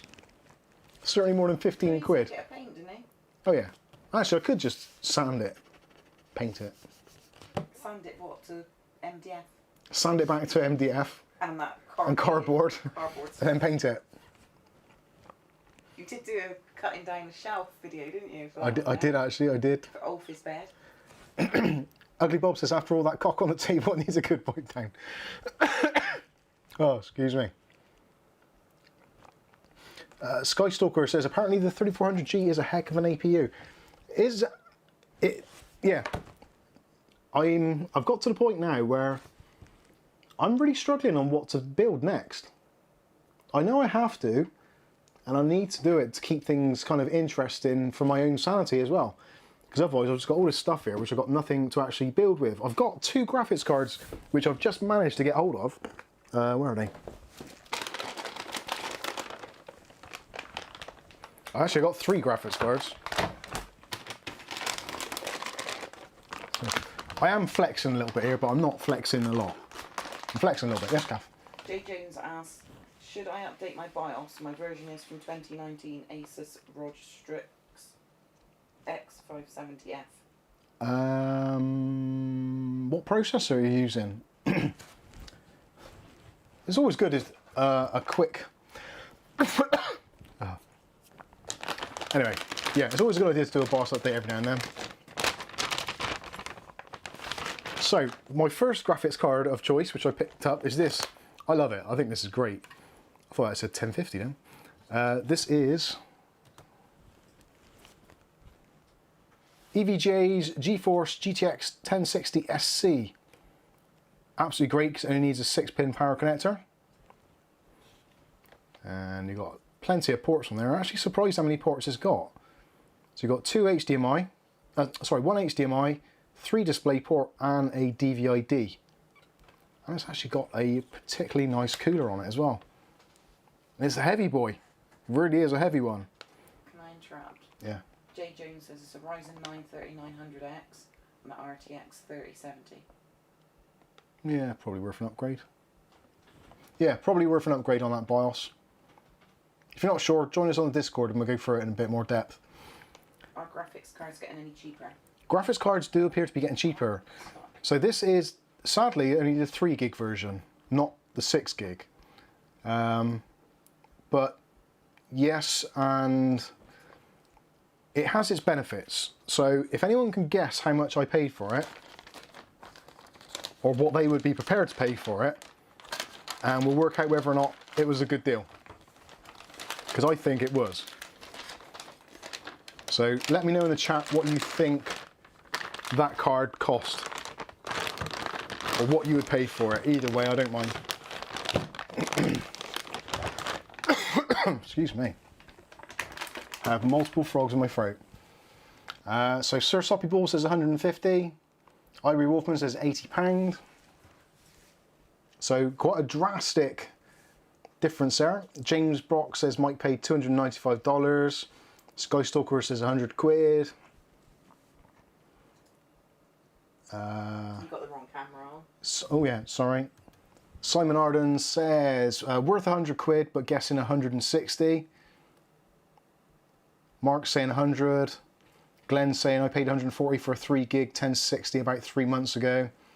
So yeah, you're in what normally would be excuse me, the right price point. I actually paid probably the equivalent of, I think, about £100 for it. So I feel that it was a decent deal, especially in this economic climate. I could actually take it to CEX tomorrow and get probably 95 quid for it, maybe more. That is the exchange rate. So they're selling them for about 150, 560, and they're paying out cash around about 95 quid. So I paid, I think, it's a difficult one to work out because it was part of a deal. So if we kind of break it down a bit, yeah, it's around about £100. I paid a bit extra for PayPal protection and all that kind of usual jazz. So, but it's an EVGA card, so it is going to get a bit of a premium. So I think I've done really well on that. Yes, Kath? You got Peter North in again. Oh, wow. Peter North's back, is he?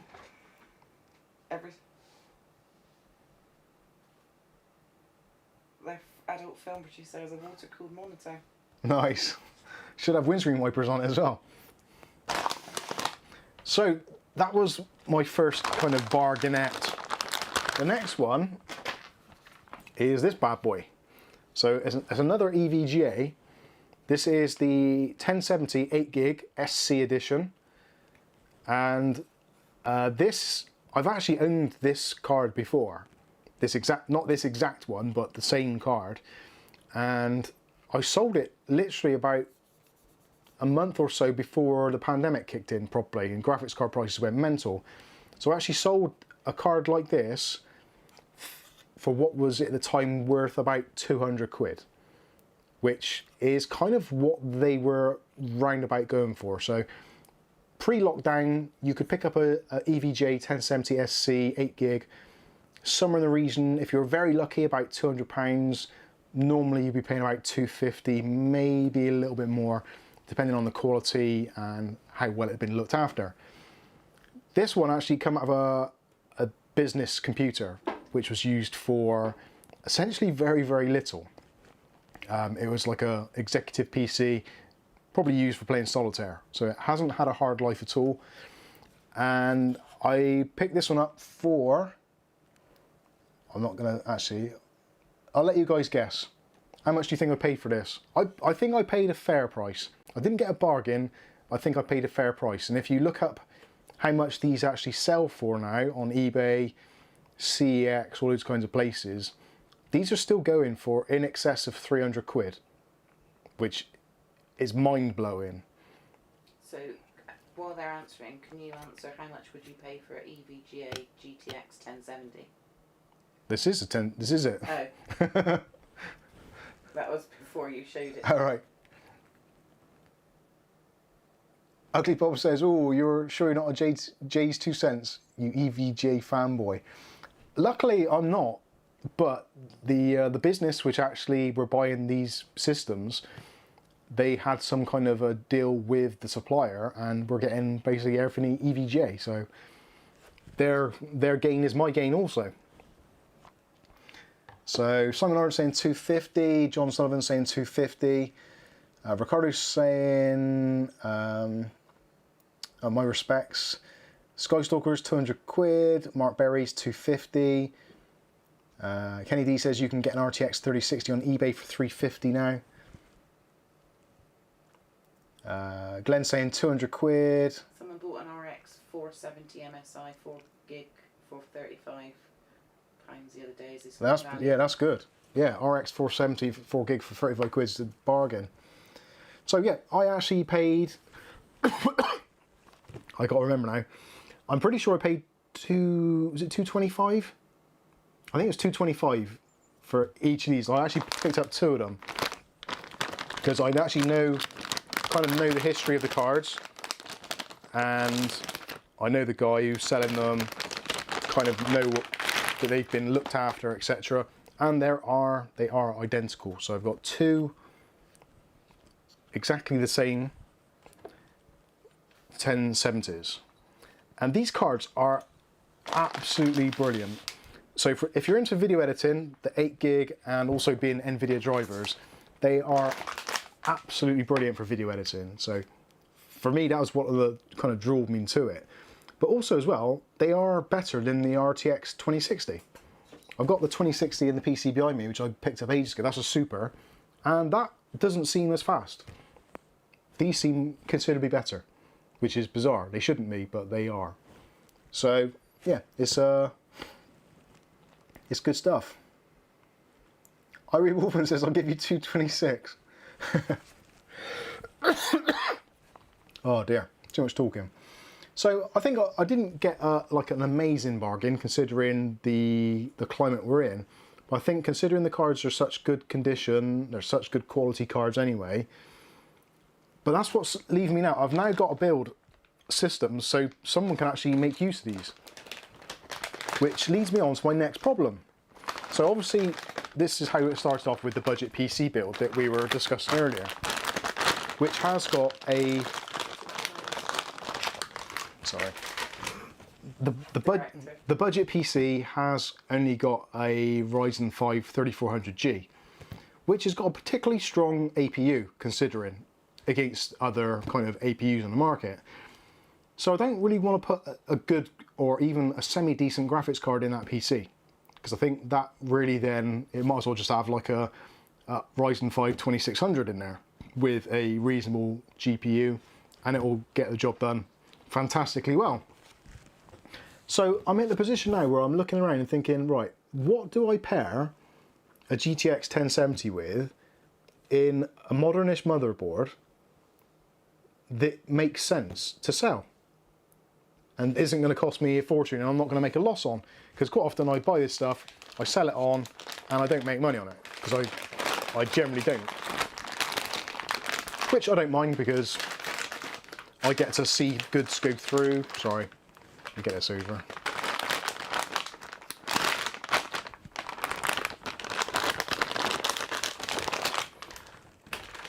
There we go. So yeah, I'm not going to make any money on it. I know this for a fact. If I break even, it'll be amazing. Generally I won't, because I've got to pay sales tax on anything I sell in the UK, because it's business expenses, etc, etc. So what the Lord giveth, the Lord also taketh away. So in order for me to actually make a profit on selling a PC component, I've got to make at least 30% profit. Probably 33. Slightly more. If you, yeah, national insurance and all that kind of stuff.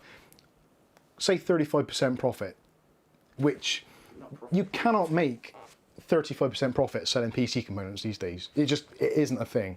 So you kind of have to get to the point where you realise that you're not going to make any money, you are going to lose money, but there's obviously amounts of money that you're prepared to lose in order for you to then turn that money into another product, which you can then make a video on and hopefully at some point make some money on that video to try and make things level out.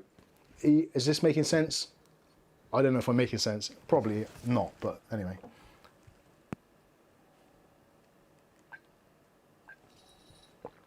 So, this is my dilemma. So I've got an Asus X570 Tough Gaming motherboard. I've also got an Asus ROG Strix B450F Gaming 2 motherboard. I have a plethora of power supplies. I have cases. I have the P400A Fantex, and there's some other stuff knocking around as well. So I'm thinking, what do I put in processor-wise that makes sense to actually buy? I'm thinking Ryzen 5 2600 for around about £100. Actually will make a pretty decent little system. Ryzen 5 3600 at the moment, probably not ideal, but probably one of the best value processors. So that led me to think, do I buy a Ryzen 5 5600X, 3300X, which is going to be the kind of the next bang for your buck processor, replace that machine there, which has got a 3600X, give that to CAF, and then take CAF's 1700X, put it into the B450 motherboard, and sell a system. I'm really in limbo about this. I don't want to spend a load of money on a processor because I know I'm not going to see any of it come back. It's literally like, I bought it, it's dead money. So I don't want to spend too much. But around about the £250 mark for a processor these days, there's probably three compelling options. So you've got the 5600X, you've got the 3700X, and the 3800X.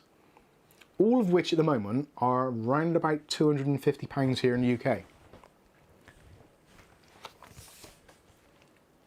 What am I looking at, Kath? There's a few things. So what are people? What's the thing? So 3300X, okay. Those are becoming a little bit more available. Skystalker says, I have a 3100 you could grab, Mike. I actually did have a 3100 and I sold that in I sold that in a system recently, and yeah, that was good. I quite like that processor. Matthew Day says, are you feeling like an Intel build? An Intel build? I was waiting for the punchline. Yeah, there isn't a punchline. I have done an Intel build before with the 10400, and I was lucky enough to sell that on very quickly. But Intel videos in general do shockingly bad on the channel.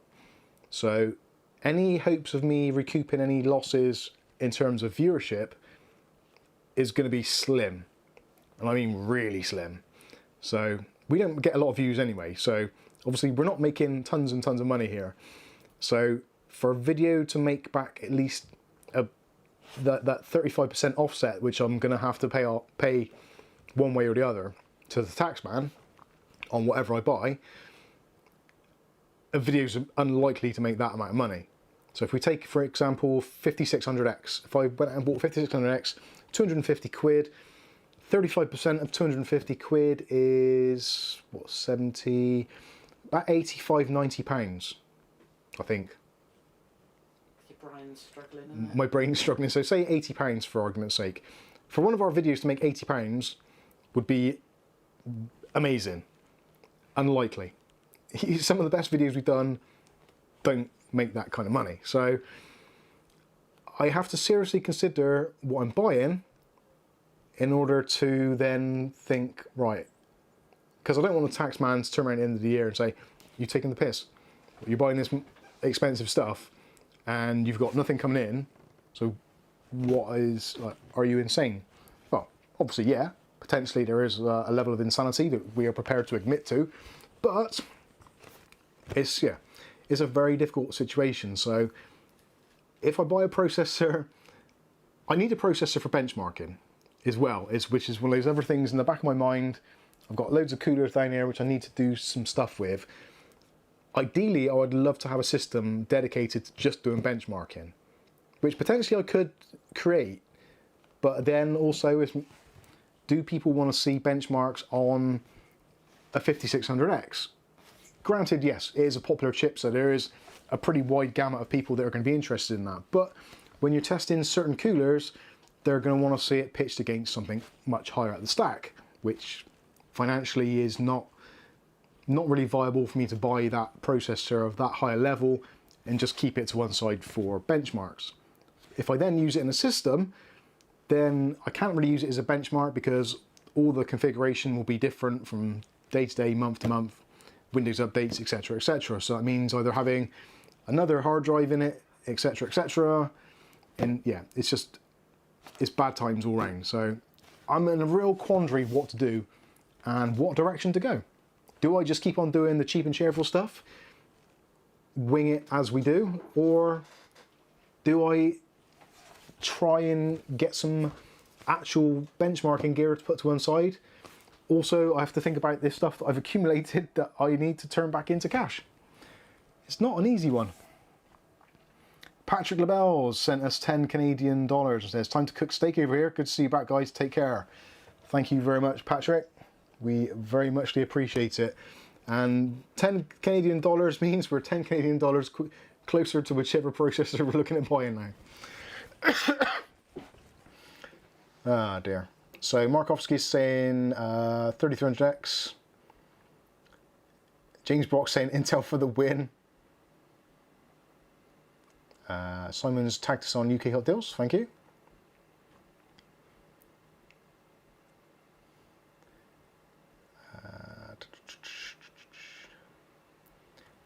Irie Wolfman says benchmarks are usually unrealistic when parts are 3090s and 5950Xs, when most get a PC for under 1,000.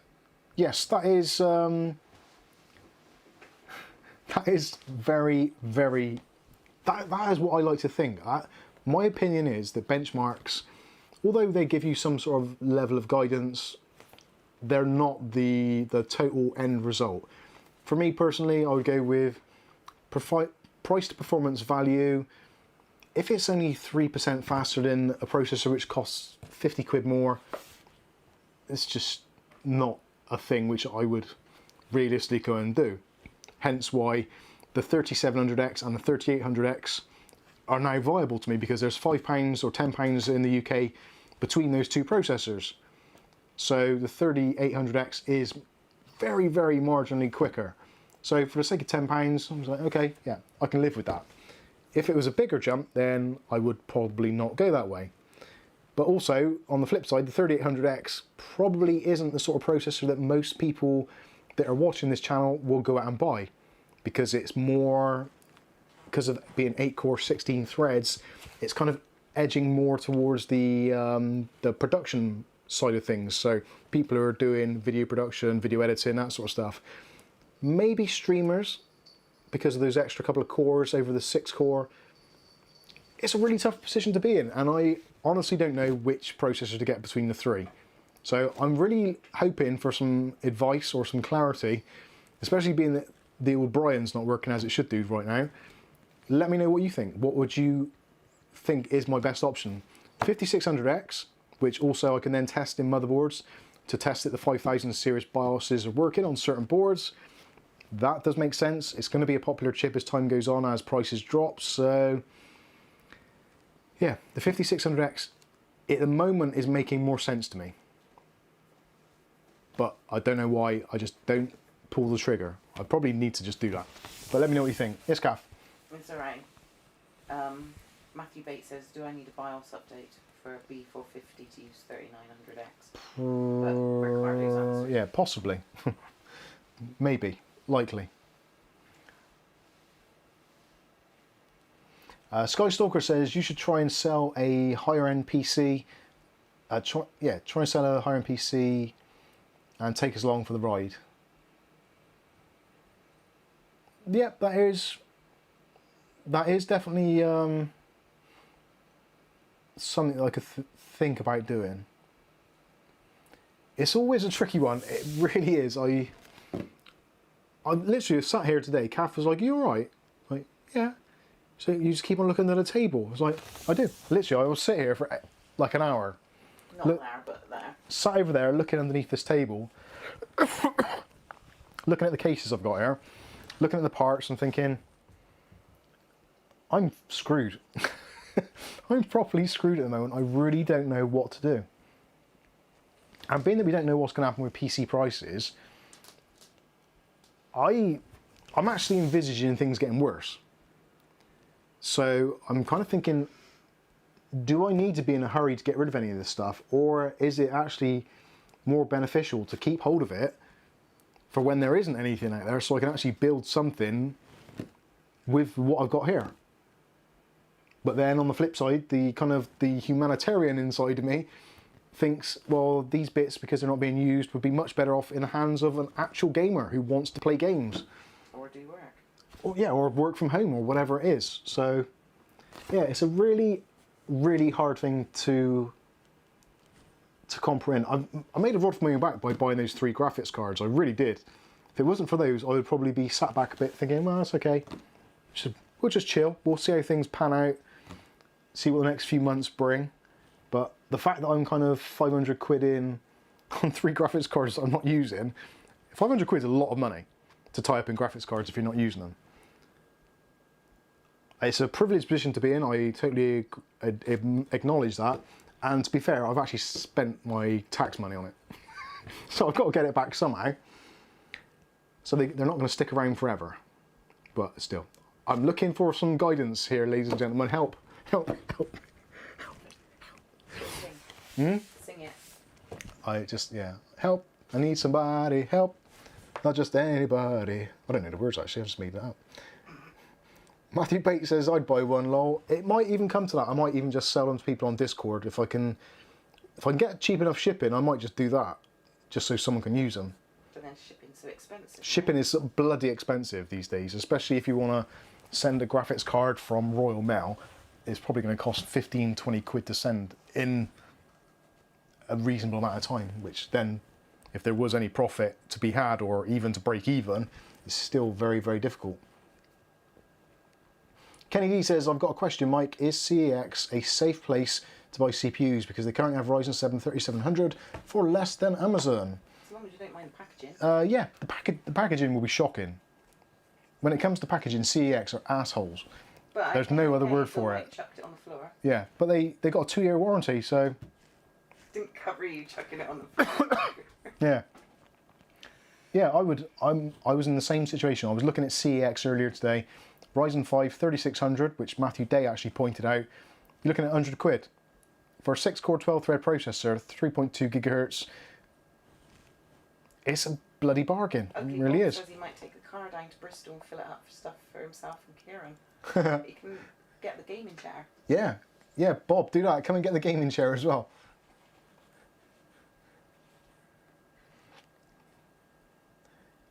Ian W says, I work for Royal Mail, maybe we can do a deal. Hey, I'm up for anything. Well, within reason, as long as it's legal. Simon Arden says, have you thought about that £120 3500X, that would be good to pair with the 1070. The 3500X is a very unusual processor, and because of where it's priced, that kind of makes me not want to buy it. The 3600 I think is the better buy for those 6 extra threads, but I haven't used the 3500X, so maybe, yeah, maybe that is the way forward. 120 quid for a 3500X, yeah, maybe that's not such a bad idea. I think the 2600 might be a little bit old in the tooth now, but it is 6 cores, 12 threads. So I would imagine the 2600 is going to be a better processor than the 3500X. I don't know. It's a difficult one. Irie Wolfman says, I'll send you all my old water cooling parts. I'll have it all boxed soon. Send me your PO box and see if any of it is any use. Irie Wolfman, send me an email with your details on, because I don't have your email address, and I would gladly Yeah, I got your email. take a look at it. Yeah, email address, I'll put it on the screen for you now, because we have the technology to do that. Okay. There we go. Excuse me. Bloody hell, you're getting good. There it is. Wait for the cough and then it'll come up. There you go, boosh. Who told you to do that? Who taught me to do that? Yeah. It's a button with a cross through it, so I click it and it disappears. I click it again and it comes back. Look at it, it's like bloody magic. I feel like Paul frickin' Daniels over here. Oh, that's magic. Ooh, Debbie Mickey. Oh She had a thing dear. with Joey Essex, didn't she? Probably. Da-da-da.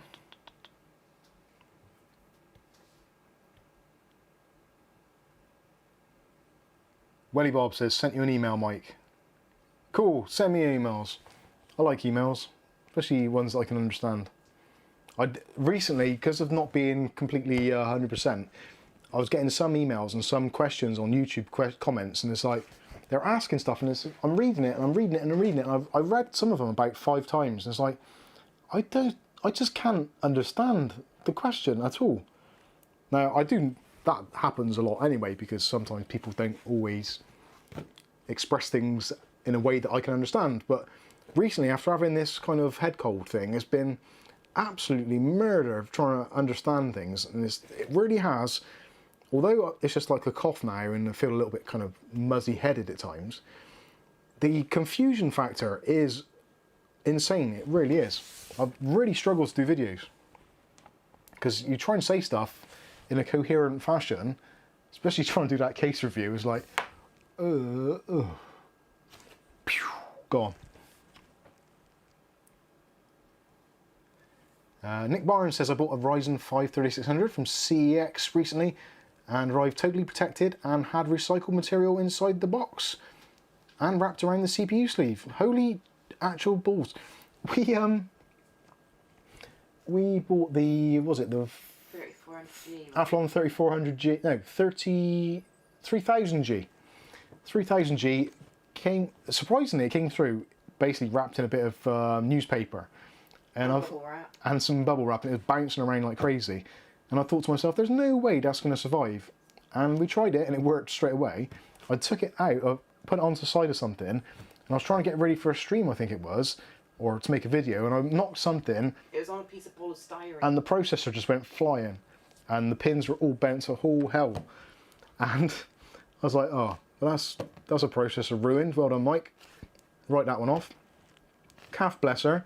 Spent ages there with tweezers and other Verge tools, and managed to get all the pins lined up and put it in. It's actually running in my little ASRock desk mini system. Not ASRock, sorry, the Inwin B1, which I've actually just done an update on the BIOS. The BIOS on that little B550 ITX AC board now supports 3400G and basically every AMD processor. Absolutely brilliant. New BIOS, full support for 3400G, 3200G, all those ones that it normally doesn't support. Absolutely fantastic little box now, so yeah, I'm really happy about that. But yeah, that's working. There's 3 pins missing, but they don't appear to be ones which I need. And actually, for those of you that are interested, on our Discord in the tech support room, there is actually a PDF now of a exploded view of the AMD AM4 pins and what each pin does. So if you've got bent pins or broken pins, you can work out if they're ones that you actually need or not. So yeah, definitely check that out. Benjamin quoted something. Benjamin, after using an APU for a few months, my revised opinion about GPUs is that they are a bit of a scam.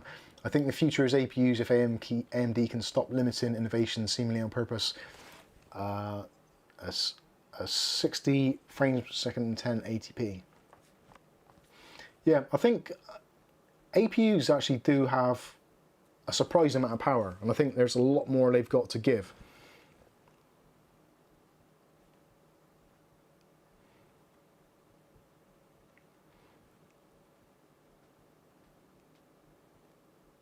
James Miscellaneous with us and says NVMe 2.0 sounds as promising, with the updates to data being placed on the storage with collaboration between the OS and the drive itself.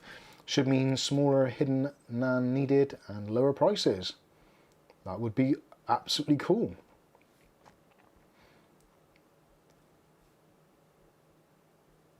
Yeah, there's a lot of interesting innovation going to be happening with the PC market coming up. So we've got AM5, we've got DDR5, we've got Alder Lake and all that stuff going on, so there's a lot of stuff to go on. Nick Barnes asked about those solar lights. Where even are they? Oh yeah. Yes, Nick Barnes. I forgot about them. That's the trouble when you get sick, you see. All kinds of stuff comes out. You forgot about them. No, I didn't. They've been in the back of my mind. These are solar lights which were posted on our other channel, which is Shop Smart, where we basically post amazing bargains. But only for UK. But it's only for the UK market.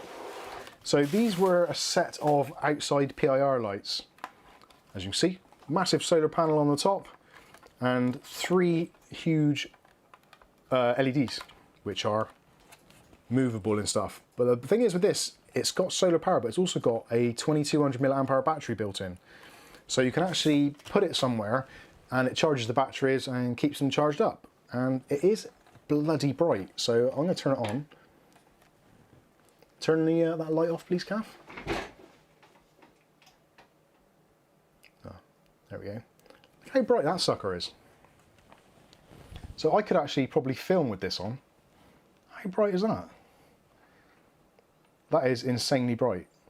The camera's adjusting to it now, so that's pretty good. But it actually lights up the room. Turn the light back on, Kath. It's not a huge difference, is it? It really isn't. And you didn't want to buy them, so you didn't think they'd be any good. They looked like they were going to be absolutely rubbish. Sure they were They're like only about £11. 11 or 12 pounds for a pack of 2. Jesus. That's karma. You did that. That is Benjamin's that is rats. karma. Sorry for anyone with melted retinas.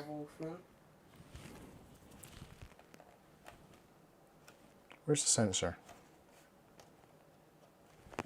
God, Jesus Christ.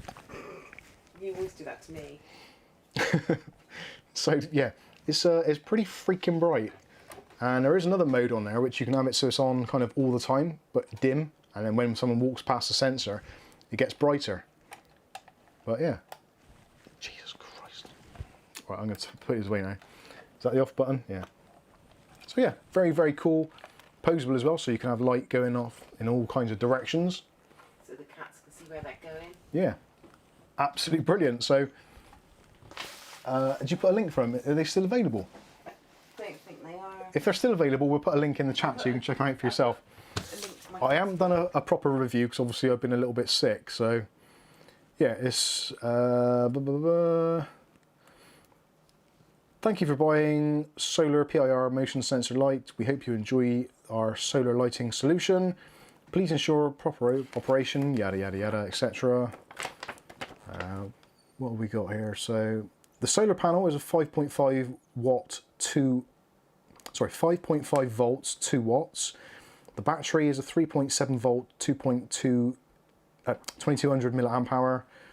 There's 132 LEDs. The rated power is 8 watts. And the net weight is half a kilo, and it's IP65 rated. So yeah, those were bloody brilliant.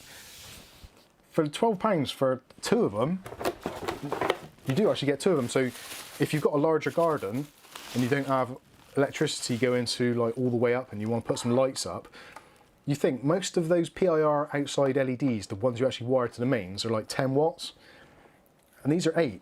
So this gives off a ton of light. It really does. I'll turn it on. Did I charge this one? Yeah. So yeah, it is retina inducingly bright. No, they ran out 10 days ago, 21st of the 7th. They were £12.14. Look at the brightness on that. That is just insane. Save 55%. I'll turn off your... No, it's too bright. Anyway, there we go. So yes, these are excellent. They really are. Well done, Kath, for finding that. Did you find them or did someone send it to you? What's that? The link for this. I get sent them everything. Yeah. So Kath, if you don't know, is, well, for those who don't know, Kath is my other half, my better half, some would obviously argue. And we've got the channel Shop Smart, and there's a lot of Amazon sellers which actually reach out to us on a daily basis and send us just a massive list of things which are either on offer or going to be reduced in price on Amazon. So if you haven't followed already, please do. You will actually potentially save money. Some of it is, I'll be honest with you, it is like weird and wonderful junk. But we do only do Amazon. But yeah, it's only fulfilled by Amazon. So if there's anything which is like not brilliant, you will have the full Amazon kind of money back, warranties and all that kind of stuff. So it's not those really weird companies which ship from God knows where and basically send a load of stuff out and disappear overnight. We always do, we vet them as well to make sure that they're all good stuff. £36.06. 36 quid they are now. That's not going to go back in there. I am rubbish at my job. I'm actually a bit gutted I didn't buy more of them, because we could have put a ton of them up. That would have been really good. And the thing is, for that sort of money, even if they don't last more than a couple of years, it's still pretty decent value. And it's good for the environment because you're using batteries and solar. So yeah, awesome stuff. So hopefully that answers your question there. I don't even remember who answered him. Ira Wolfman's subbed, but I only do oldie and... Thank you, Ivory Wolfman. But it's a Facebook. Yeah, it's mostly on Facebook we post it, so follow on Facebook, but Kath does a video on Lidl and Aldi on YouTube during the week, so subscribe to Kath's channel. John Sullivan says we need a Kath's boxing channel. Markovsky says it's nice to see stuff in a video. I like unboxings. I like doing unboxings, but you get to a point where you feel more and more pressure to do more and more in the video, whereas realistically you probably just need to open the box and go, look, that's what you get. Do you like it? If so, there's a link below. But you get criticised for over talking. Yeah. Talk too much, criticise to hell. Don't give enough information, criticise to hell. Never going to please everybody, so I aim to please myself. And if that isn't good enough, then I apologise. That's why we have questions and answers. So if there's something that's not covered, then it's very easy to cover.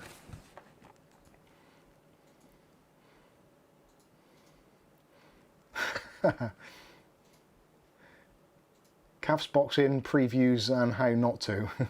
That's not a bad idea.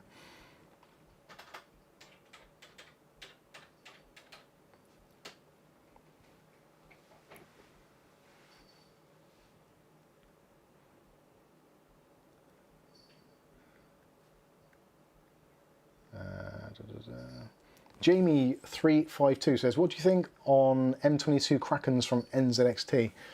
I've got to be honest with you, NZXT have...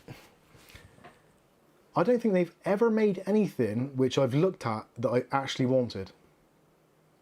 Which sounds like a really terrible thing to say, but I don't genuinely believe that there's anything they've made that I would wholeheartedly go for their product over someone else's.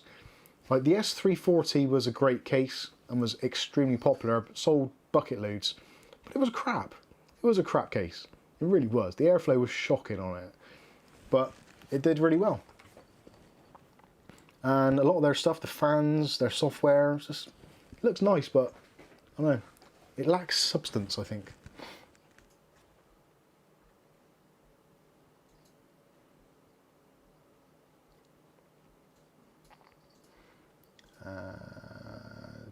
Bandy says, what is the link to Kath's channel? Yeah, Kath. Kath's trying to get to 1,000 subs so we can monetize her channel. So we're a little distance off, but hopefully, if some of you people just subscribe, please, just so we can get it monetized. Aletta says, I agree with Mike. NZXT does not appeal to me. Yeah, it's a weird thing. I don't know what it is. It's NZXT. Everything looks good.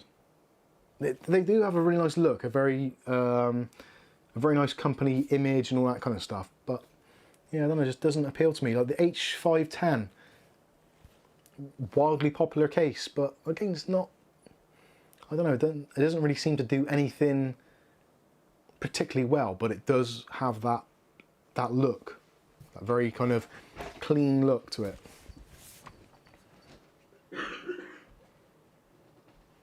Welly Bob says subscribes. Bless you. Oh, thank you. Markovsky says 3.5 minutes is average attention span, hence music's single length. So if you keep it short, you keep people's attention generally. There is, I was having a little bit of a kind of cough in my throat. I was having a little bit of a kind of inner chat with myself last night before I was going to bed. I was thinking... But did you have to do it out loud? I didn't do it out loud, no. I was thinking, is there any benefit in doing or having another kind of sub part of the channel where we do fast reviews? Like 3 minutes or less to review a product. But I think... We did have one, didn't we? Yeah. AS 60 minute... 60 seconds or less or something? 60-minute review or something 60... for ASMR. Yeah, it's something bizarre, isn't it? Yeah. But I don't know... I think it would be good in some instances. Like there's some things like... what was it? Yeah, the... now you guys and girls haven't seen this yet, but this is the unholy mouse with a fan in it. So this is a bizarre creation that the lovely Bob actually sent us. Which, oh, can't plug it in now. 60-second shorts. 60 seconds of shorts, yeah, but I think 60 seconds for a product review is too little. I think that's too... 60 minutes, you mean? 60 seconds. No, shorts are 60 seconds. But I think 60 seconds is too little. I think you need about 2 minutes or 3 minutes. So yeah, this is a fan mouse. So you basically have a fan switch, and there's a fan in there which keeps your hand cold. Which is a bloody great idea. And I was doing the video on this, and the video was about 15 minutes long. And I was thinking to myself, most people don't want to know that much information. They don't need that much B-roll. They really don't. And I did do a lot. And I did other testing in it, like the accuracy tests and all that kind of stuff. And I was thinking after, there's probably a lot of people out there who've just seen this advertised on Amazon or somewhere, and they just want to quickly search for something and find out in like a couple of minutes at the most, like 2-3 minutes, is it worth it? Without all the flannel, without all the B-roll, just a very quick, concise, this is the mouse, this is how many buttons it got, this is what I like about it, this is what I dislike about it, should you buy one? And do it in like 3 minutes. And I'm still very much considering that particular idea.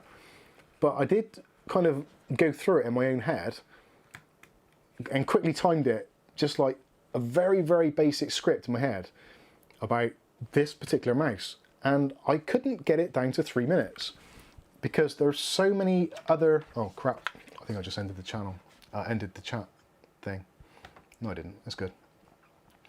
Let me go back, sorry. Lucky you haven't got a tech channel. Yeah, I knew I shouldn't have plugged it into the laptop, that was a rookie mistake. live stream. Oh, that is that one. I was looking at the thumbnail thinking, where's my bloody live stream? It's like, oh, yeah, I actually did a proper thumbnail this time. That was good. It is working. Simon Arden, I like that. I like that idea. 180 reviews with Mike say it in a dark voice. That is genius. That might work. Aletta says 3 to 5 minute product promos would be cool. I'd watch. A scientific reason. Okay, yeah, that's good. Tune in for the. Yeah, we tune in for the depth of the review. Okay, that is. Yeah, that is kind of why I have that kind of doubt in the back of my mind, because I know for a fact any review that I do is never going to cover everything, because there's always stuff, even when I've done a video and I've uploaded it, I get to the point where I've actually watched the video and edited it myself and I was like, oh, damn, I should have said XYZ. So I know there's stuff that I miss out, and I know if I do it in a much shorter form factor, that there's going to be stuff that I am going to omit because my brain doesn't work that fast. So that means then going. Don't do scripted as well. Yeah, I don't do scripted. So maybe that is something that I need to do, is to maybe do a review and script it, and then do a voiceover with pictures or something. I don't know. Might be something we work on. But it'd be interesting. Just do a preview. Yeah, my interest really is. Yeah, if I called it a product preview. And then But then a preview, really, you don't want a preview. You want if you watch a preview, you might as well get the whole answer, aren't you? But if they put comments on, they'd like to see the full review. Then you know whether to pull a review in fully. That is true. It's difficult. Matthew Bates says 3 to 5 minute reviews are best unless it's a high-priced item. Yeah. Brandy says a 3-minute review on the case you just did would not work. No, I agree. Brandy did say above. Yeah, cases are definitely something which do need more. I hate it actually because I watch Gamemax themselves. Sorry, Gamemax again. Brandy Sorry. did say above, we tune in for the in-depth review. Yeah, it's true. Gamemax, their own product video for that case, and every case they do is like a minute and a half tops. And it's like, how can I get any information on a case in 1 minute and a half? I get about the same information out of that as what I do of looking at a still picture almost. You don't. I guess that is why they send out review samples, because they don't want to do all that stuff. But why do a little bit? Do nothing at all, or do the whole thing? I don't know. Yes. What is the worst bit of PC tech you have ever bought? The worst bit of PC tech. Oof.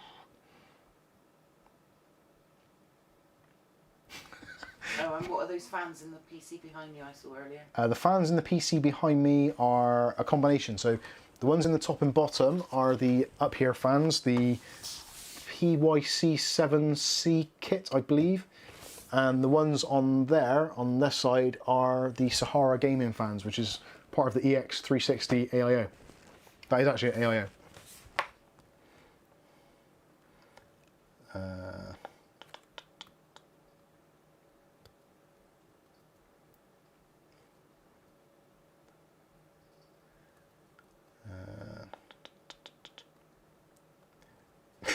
Cosmic Space Muffins says, I wonder what Kerry Holzman is doing.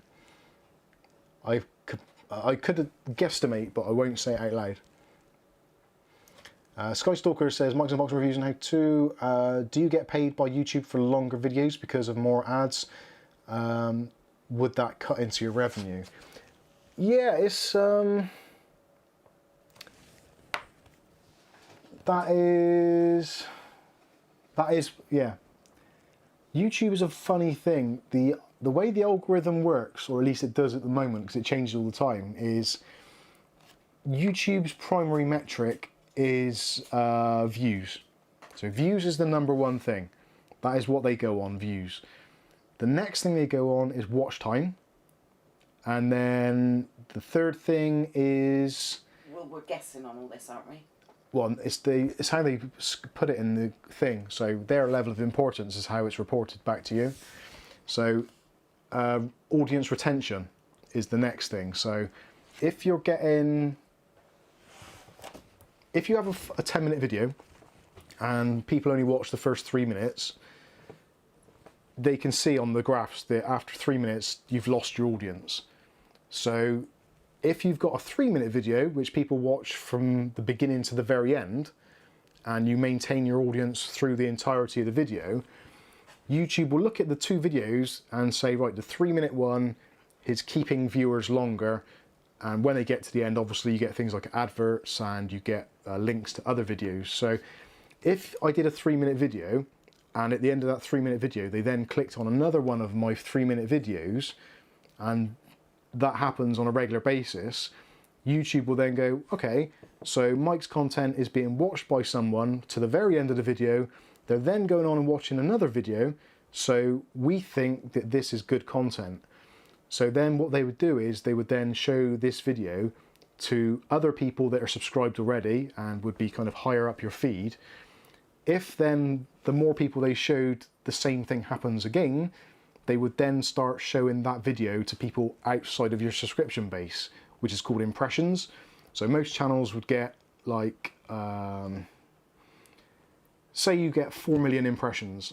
Out of those 4 million impressions, they would expect you to have a conversion rate of maybe 5%. If you get higher than 5%, then you're doing quite well. If you get less than 5%, then they will probably cut down the amount of impressions they send out to people, because there's no point YouTube bombarding people with content and then not watching it or not enjoying it. So the algorithm works on a very intelligent basis. So that is why you really don't want to do clickbait titles or thumbnails, because if people click on it because of what it says in the thumbnail and the title, and then the video turns out to be something else entirely, then the viewer clicks off and it knackers up your stats. So that is why they always say don't clickbait, because it just kills your channel and your videos. So going back to the original question, is it worth doing smaller videos? In the terms of attention span, yes. For your statistics, it is much, much better. And if you want to grow a channel, shorter videos, punchy things with lots of information crammed in and possibly not as much depth, will initially make your channel grow, because it's quick videos. You're almost guaranteed to get better watch time, because if you do a long format video, not everyone's going to watch to the end. Some people will be like on their way to school or eating lunch or whatever. So even if they get halfway through, like, oh, finish lunch, right, on to the next thing. And Markovsky says 3 minutes 30 seconds is scientifically proven to be average attention span. Yeah, the average attention span as well for most people is less than 5 minutes. So you need to make a video less than 5 minutes, but YouTube has this kind of golden standard that your videos really need to be 8 to 10 minutes. That is what they would prefer, because for them it's easier to gauge whether or not you are actually engaged. Because if you got a video which is 3.5 minutes long, people naturally switch off at 3.5 minutes anyway. So YouTube doesn't really know if your content is engaging or whether or not it's just that attention span thing. So if you have like a 6-minute video, they know that if you stick past the kind of 4 or 5 minute marker and get to the very end, it is an engaging video because you've gone past the normal attention span. Does this make sense? I hope so. It makes sense to me in my head, but things don't always make sense to in my head that make sense in the real world. So yeah, hopefully that is it. Markovsky says, Mike's fast forward, use it before I copyright it. Yeah, I know. I might have to. Oh, PC, it's gone into California mode. I'm going to call it California mode from now on. Wild Bill says, like half late to the party, no problems at all. Yeah, 3 minutes. I might start doing that. Simon Arden says, my attention span is like 30 seconds, so you're well done, Mike.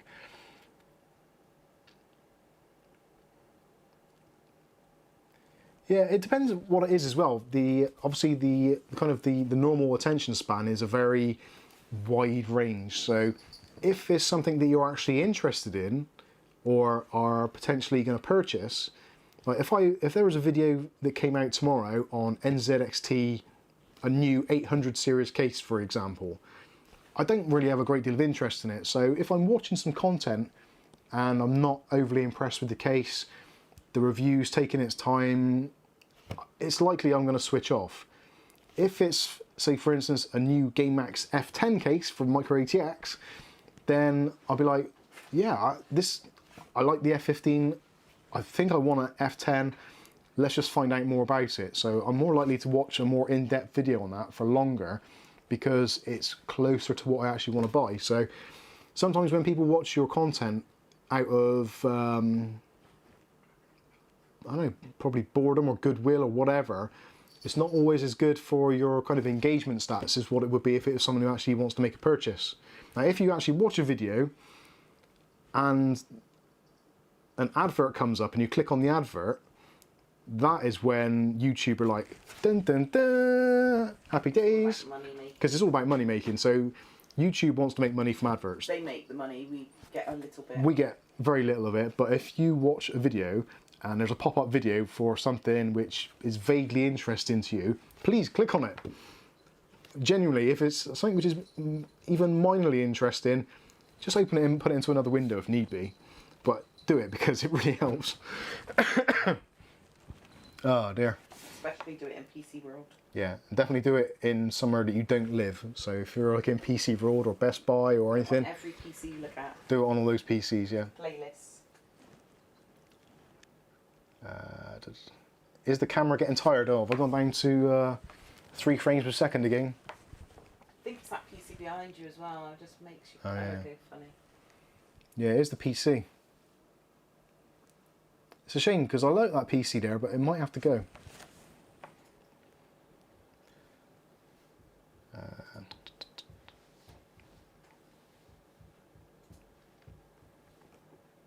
James Brock says, I'm bouncing to play War Thunder. Thank you again, Mike and Kath. Everyone have a good night and stay safe out there. Oh, yes. Aletta says, I like how Tech Deals takes their long live streams and cut it up into 5-minute segments throughout the week. Yeah, actually, that's something that I've noticed Kerry Holzman does as well. There's some of his fans will kind of take sections of his stream and cut it into smaller, more manageable bits, which, yeah, actually... For the next 3 months. I guess that's, yeah, I guess that's kind of how I kind of see it, especially, I think smaller form factor videos for some things would be better. Do you Ernie the fastest milkman? Ernie, no. He want you to be like Benny Hill. Anyway, I've just realised what the time is. I can't believe how long it's been. 2.5 bloody hours of you lot listening to me ranting like a lunatic. Bless you for that. Yeah, thank you. It's, we do appreciate it. So I think we're going to wrap it up there. Actually, my throat is absolutely killing, so this was probably not the best of ideas. Hopefully I don't lose my voice tomorrow. That'll be great for Kath, but not so good for me. Yeah, I'll drink on it. It's tickly throat.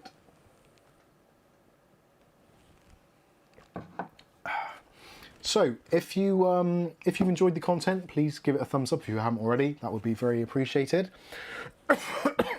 Dear me. Matthew Bates, we're Bristol. Dan South, Brizzle kicks. Time flies when you network, lol, says Markovsky. Yeah, that's right. Get yourself a hot whiskey. I might actually do something like that tonight. Yes, you never know. Anyway, thank you all for joining us tonight. Thank you all for the super chats as well. You're all very awesome. Well done to Vanya, who's won the headphones. Don't forget to give us an email. Man, I'm such a kid of the 80s. It's unbelievable. Yeah, send us an email and we'll get those shipped off to you as soon as possible. Thanks also to Bob for sending them in the first place. Well done, as always. Yeah, going back to the Gamemax case, which is what this video has been all about, really, I'm still undecided. But we will do the unboxing, the review, and go through it again as we always do.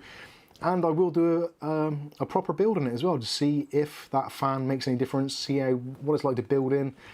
I think I've got a pretty good idea what it's going to be like, but I want to be sure in my mind that it is what I think it is going to be.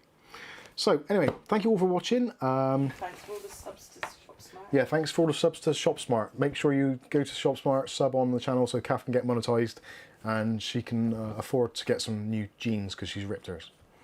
That was you, burnt yours with battery acid. Oh yeah, I burnt my jeans with battery acid last week. Never again. That's £10 worth of jeans gone there. Anyway, I'm Wittern again. Thank you all for joining us. Enjoy the rest of your weekend, and we will see you in the next video on Monday. Don't forget to watch it and comment and all that kind of stuff. Click on the adverts. Yeah, and click on the adverts, especially ones for throat sweets. Night everybody, catch you in the next one.